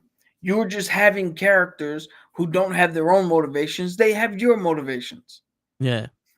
Because Because be honest with you, again, oh, the galaxy didn't like us women who were with. They have a whole fucking planet where the women are dominant. You can't. That Darth Maul comes from. Yeah.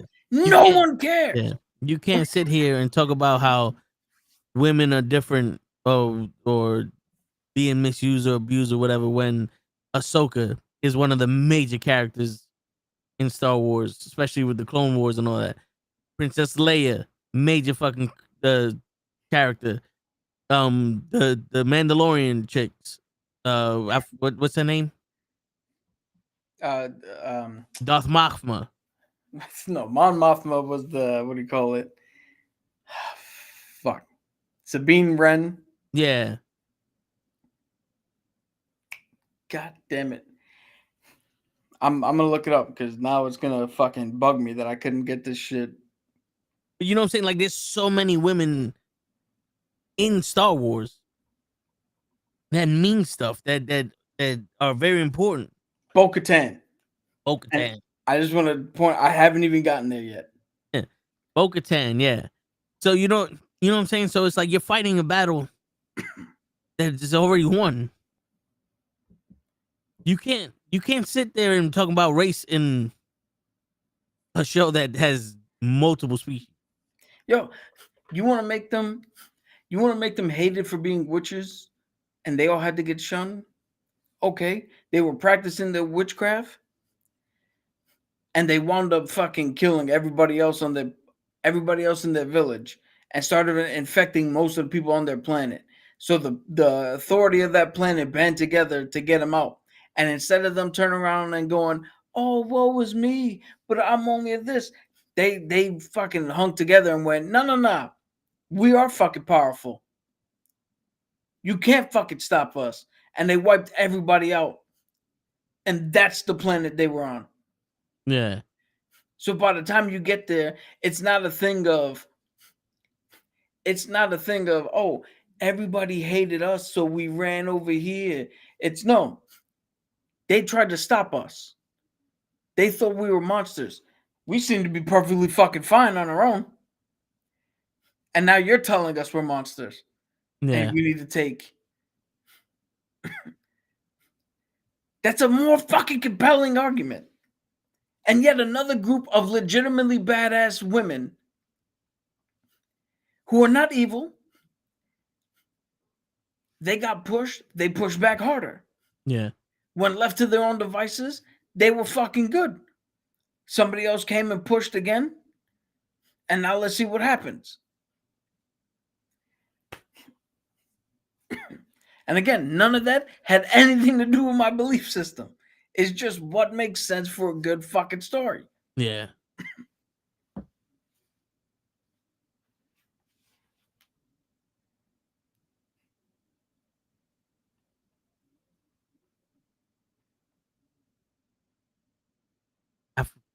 I forgot what the name of Wakanda 3 was gonna be. Shit, you said Eyes of Wakanda? It's the TV show. But it was something to Yeah, that. something of Wakanda, yeah.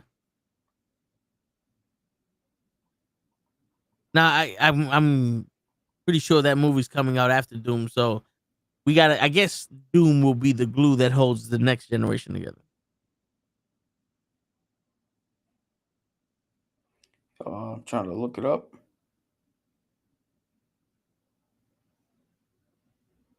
When does Mr. Wonderful come out? Wonder Man? Either the end of this year or the start of the next. Shadows of Wakanda. That'll.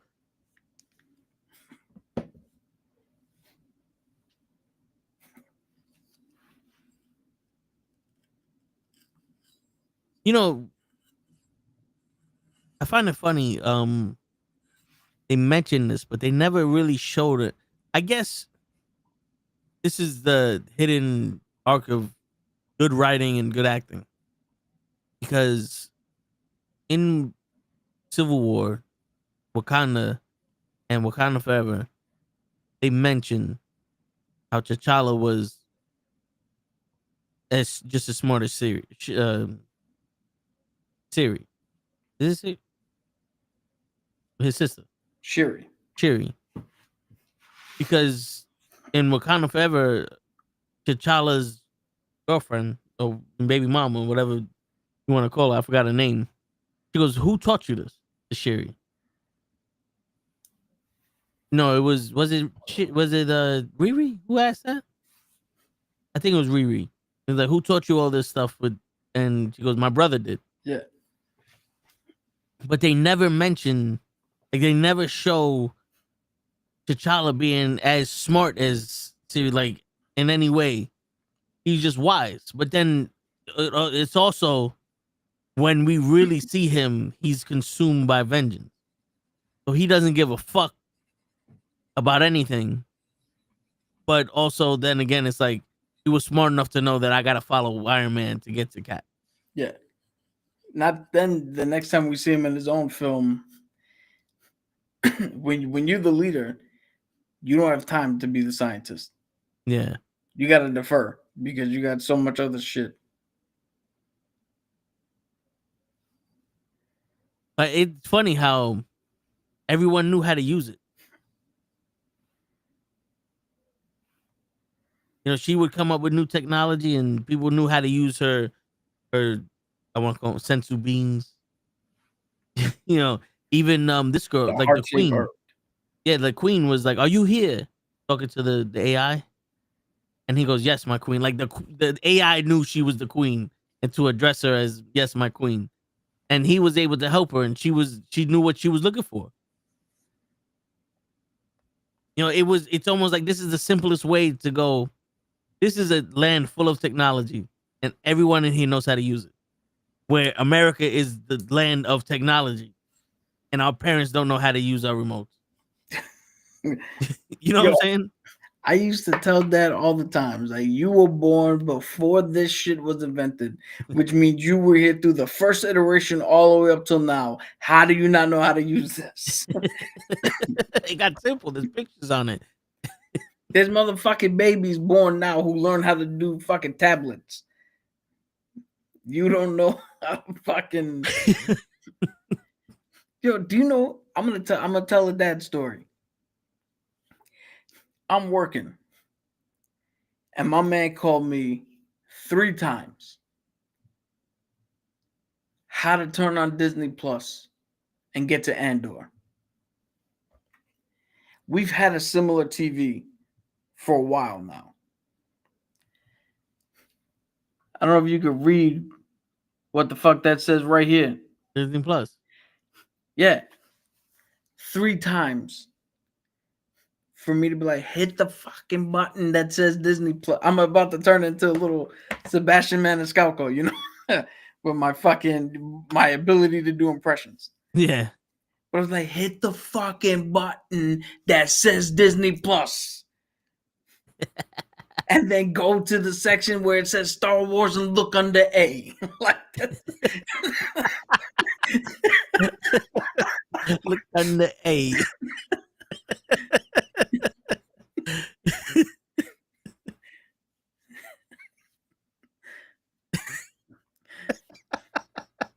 Yo, he had me, because I had just gone to lunch. He had me in the middle of the street. I'm like, how can you not hit it's the button that says Disney on it. When you used to do your triples and your quadruples, there was one time Dad woke me up and goes, "The TV's talking to me." I said, "Yeah, I swear to God." I was like, "No, this is the show." He goes, "No, the TV's telling me everything it's doing." I was like, "What?" I go in the living room, I press a button, and it says down. And I'm like, "Yo, how did you put this shit on?" He goes, "I don't know." And literally, I had to Google how to get the voice assistant off, because there's no way you could have gotten to it without having someone telling you how to get there. And then figured it out.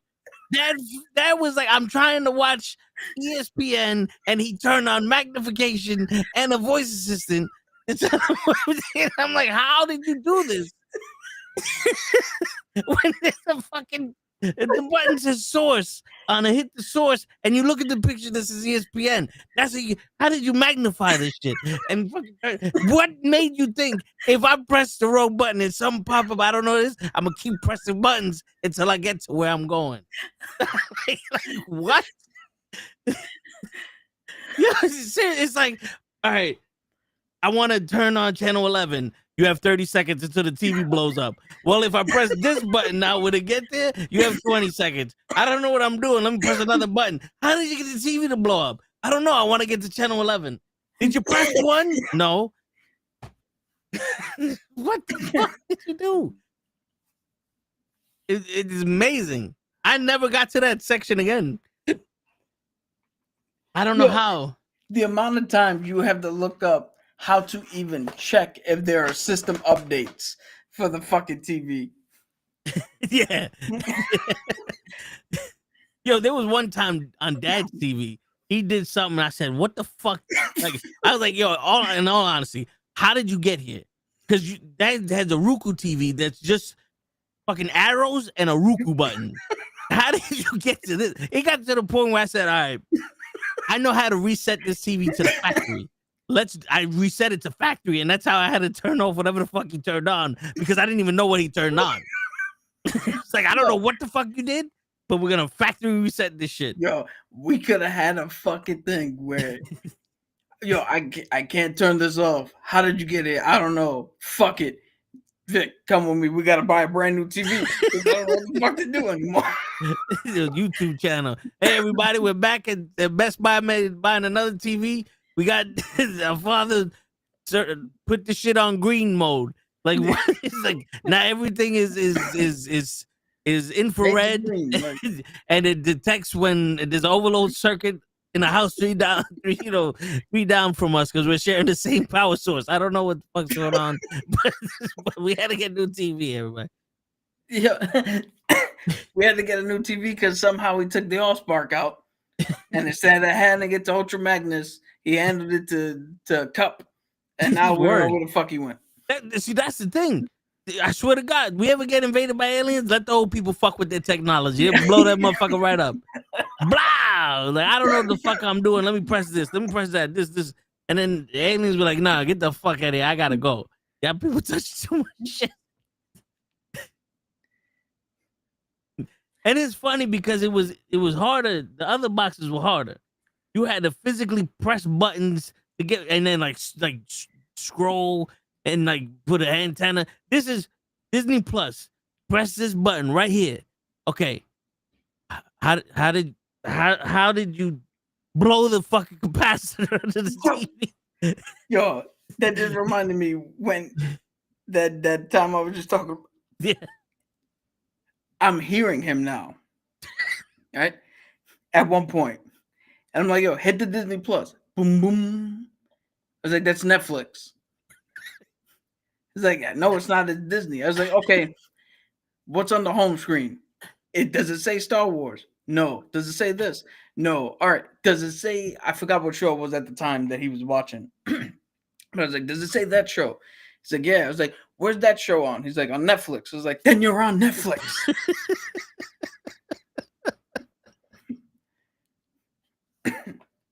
And the big red N means Netflix. While we're in a good mood, I got a game for you here. Spend $15. All right. To make yourself a superhero. All right. So you're gonna have what is it? Three superpowers and a weakness. All right. So I'm following along with a video here. Okay. All right. So here's superpower number 1. I'm gonna wait for all 5 to show up. So you got, for $1, you're bilingual. $2, you got mind control. $3, teleportation. $4, super strength. $5, infinite healing. I have to pick 3 of them. You gotta no. Oh. You gotta pick one out of this tier. You only have $15 to spend for the whole thing. All right. $3 super strength. That's $4. All right, $4 super strength. All right, so keep that tab.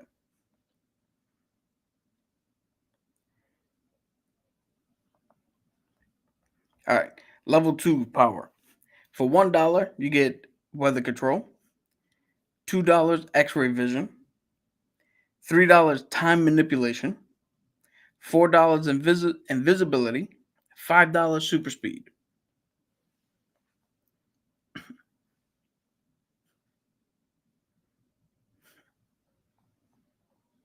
$5 super speed. All right, so you're up to $9 off the board. Yeah. Here's your third level power. $1 super hearing. $2 force field. $3 duplication. $4 size manipulation. $5 shape shifting.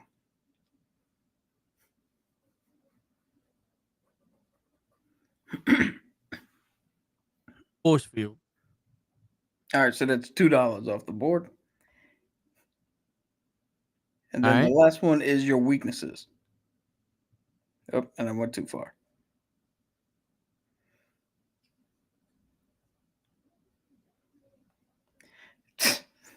There's already one that I know you have in real life. $1, you turn to the dark side. $2, limited power duration. So you have all those powers, but short periods of time. $3, bad temper. $4, self-esteem. Or $5, no weaknesses at all. Well, I only got $15, right? Yeah, I think you use I used 11. 11. I have it written down. So bad temper. That's $3, right? Yeah.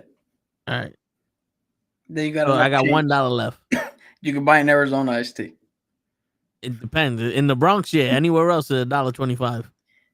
Really? Yeah. He said he was never going to do it. That motherfucker. So what'd you pick? You got a bad temper, super Force strength, field, super strength, and force super speed. field, and super speed. That's all right. Oh, speaking of that, I saw a video where they said technically the Flash is stronger than Superman.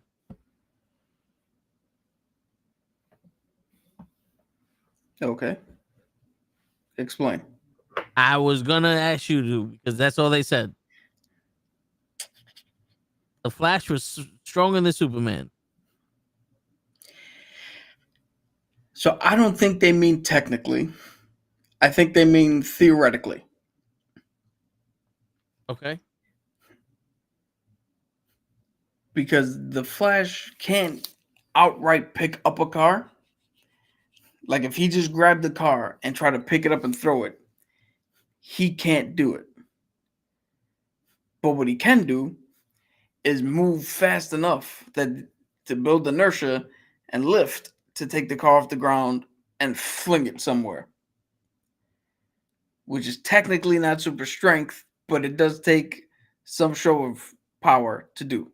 All right. So What I'm also assuming is Superman standing generates an amount of force when he throws a punch.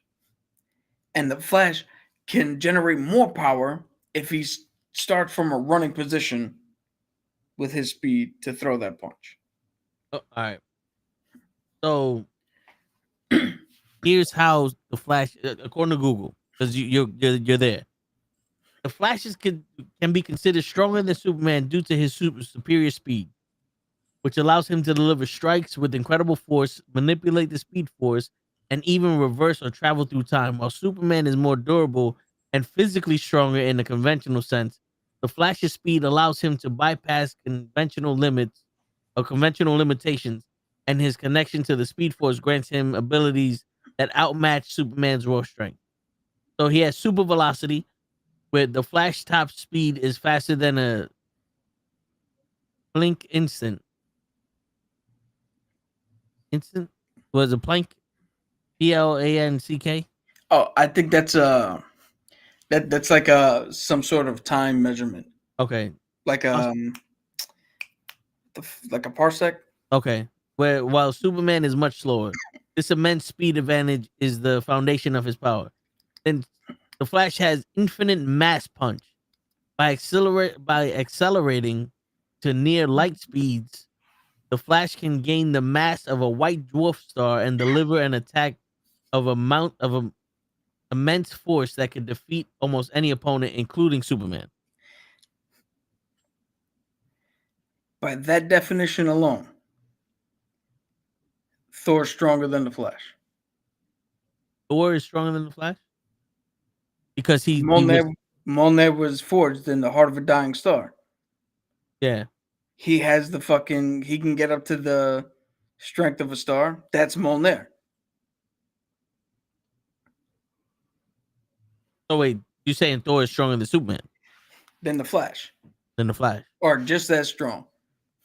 And didn't he withstand the force of that star? That was Yeah. What I'm saying is if the Flash can get up to that speed and have the mass of a dwarf star. yeah. So That's what Mjolnir. That's the mass of Mjolnir. That's why forget worthiness and shit. You can't lift it. Right? Then you have to be worthy to lift. You know, It has that density. Yeah. You know, it's funny. Neil deGrasse Tyson actually did a calculation of how much Mjolnir weighs, and someone actually turned around and said, "You're wrong." He goes, "What are you talking about?" He goes, "Mjolnir weighs 42 pounds, according to the comics." It's a hammer that weighs 42 pounds. It just can't be lifted. And then it goes kinetic energy manipulation. The Flash can steal the kinetic energy from an opponent, making them move slowly while he moves at full speed, or even immobilizes them completely. I didn't know he could do that. I didn't know he could do that either. Wait, which Flash? Because not every Flash can do the same thing. They're kind of like Spider-Man. It just says the Flash. It doesn't say which Flash. I bet you that's either Wally or Bart. Let's see. What was that? Kinetic Energy manipulation.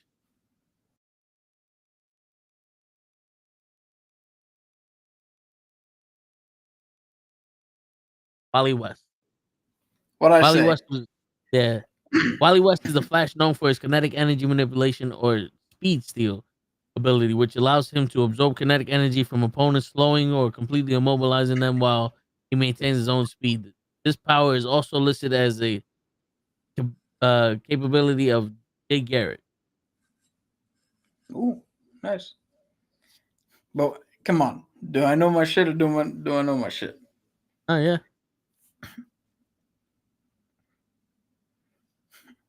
But Wally West isn't as fast as the other ones, is he? Wally West is the fastest of the Flashes, technically. Unless they did something to retcon it. He should be the fastest. Wally West is widely considered the fastest Flash in the comics, often surpassing the Speed Force itself with his abilities. Barry Allen is another contender, especially by the end of the TV show where he becomes fast enough to create the Speed Force. The fastest Flash is a debated topic with different versions and eras of the characters considered. So let's see who's the fastest. Who's the fastest what? Speedster, because there's a speed. Well, Wally West is considered the fastest speedster.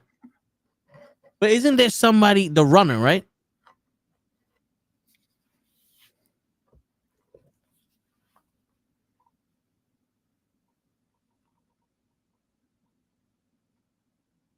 Yeah, so Phantom, the runner.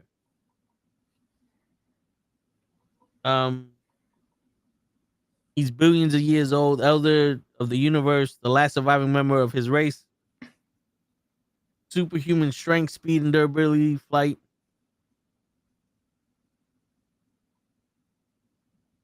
All right, so his attack potency's solar system level. So he You can talking about this attack. dude?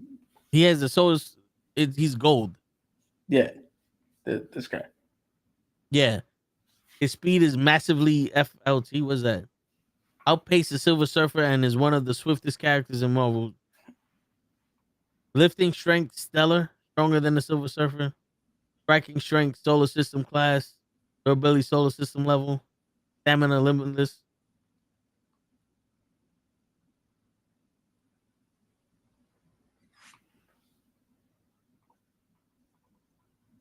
Okay, hold on. The outcome of a fight between the Runner and the Flash is highly debated, with arguments from both sides. The Ooh. Runner, a Marvel elder of the universe, is cosmically So fast and incredibly durable, while the Flash is, specifically Wally West, possesses dead. the Runner, right? The massively FTL plus is faster than light plus.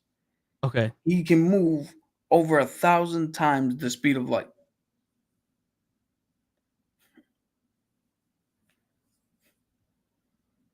he has raced across the universe in a blink of an eye.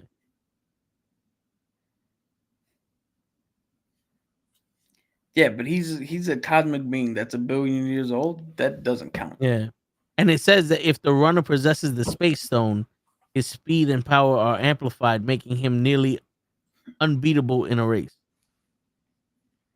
Yo, my man, you already 1,000 times faster than the speed of light. Who the fuck's beating you?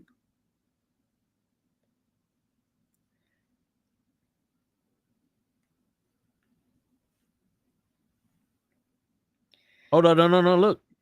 It goes unmatched speed. This is arguments for the Flash. While the Runner is fast, Wally West can run at speeds of up to 13 trillion times the speed of light, and is one of the only beings to have outrun death itself. What? Dimensional travel. The Flash can enter the Speed Force and other dimensions, allowing him to escape any physical confrontation or use the environment to his advantage. Yo, now you see why it is almost impossible to sit there and go, but how the fuck does he lose to Batman? Yeah. And don't tell me like you see this motherfucker 13 trillion times the speed of light. It takes 8 minutes for the sun's light to get to us here. 13 trillion times means that Wally West can run from here to the sun and back over an insane, imperceptible amount of time before the sun's ray gets from there to here.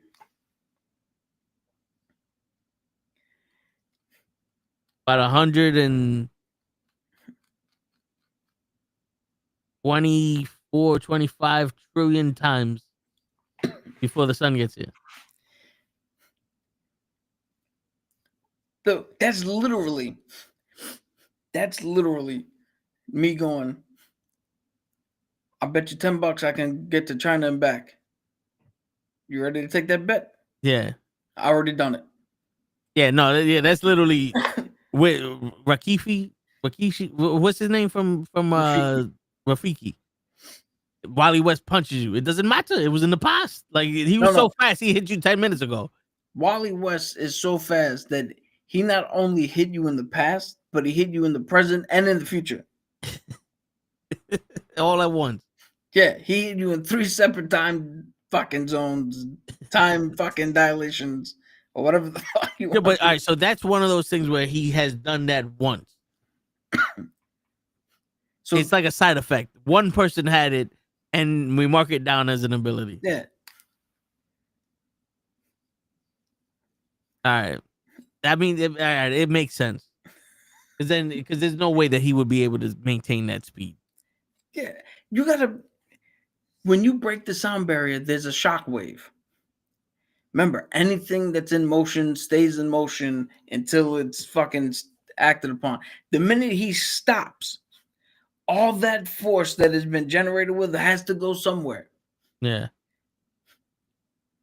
You running that fast, you killing everybody, stopping. You stopped because a dog was about to cross the street. You murdered everybody behind you, in front of you. You and created a black hole. Yeah. Stopping.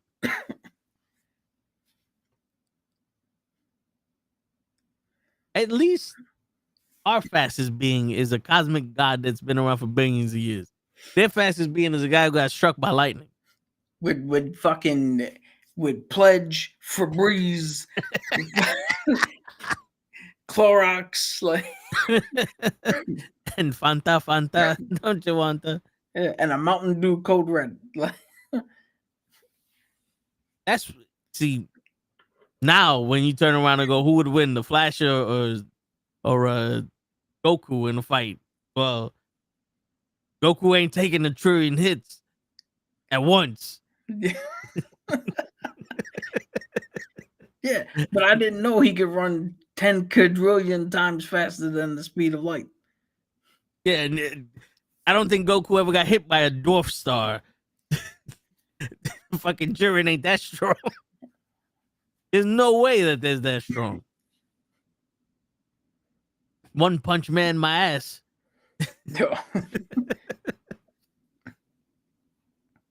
Shit. That'd be funny. When Punch Man goes to punch him, the Flash rips his arm off, runs around the fucking planet 13 trillion times, and then smacks him with his own fucking fist. Yo. And then just the Flash brings it back to him. He's dead.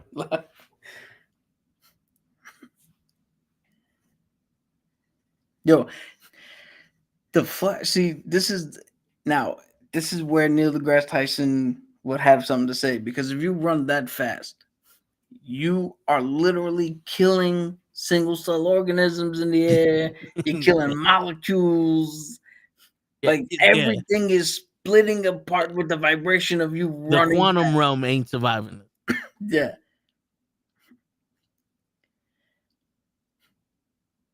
You fart and just the gas, not even the gas, just the pressure alone, fucking popping eardrums, people bleeding out their fucking face. Now here's my other question. That means that the Flash has to be the smartest being in the universe just to make a suit that could withstand that force. He would have to be. He would have to be. How do you fathom the amount of that could friction? withstand? Yeah, that could withstand that. Yeah. How I once ran a fucking, what do you call it? A fucking half marathon, not even a half marathon, a fucking 3K or 5K run, and had to wear fucking band-aids on my nipples for 3 days because they bled. How the fuck does that man just not rip, his whole chest is ripped off as he's running? Word.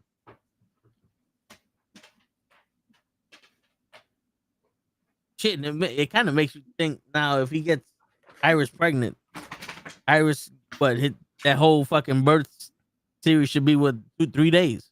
No, she ain't fast. I mean, his sperm gotta be. Yeah, but none that you read said the growth rate. I mean, that motherfucker got lightning and shit, and it's just spinning. Yo, can you now you got me thinking, oops, I came too fast, and they pan around and Iris is just blown in half. Looking like the fucking Freddy Krueger shit. Yeah. The bitch is on the ceiling. Part of it's on the ceiling, part of it's over there. Yeah, I'm surprised they didn't do that in The Boys. Gives a whole new meaning to ba-boom! Right? Shit. But and on that, on that note, ladies and gentlemen, before we sign out, this weekend I'm gonna be. I mean, for anybody who cares, this weekend I'm gonna be at PAX U, and we did a show, just me and show, where we talked about Daggerheart versus D&D. I'm going to get to play my first game of Daggerheart this Saturday. So I'm going to try to catch some video of the convention and all that shit. And I'm also going to report on how Daggerheart is actually to play. So we'll have firsthand experience for next week. There you go. And on that note, ladies and gentlemen, it is your friendly neighborhood knuckleheads signing out. Peace, everybody.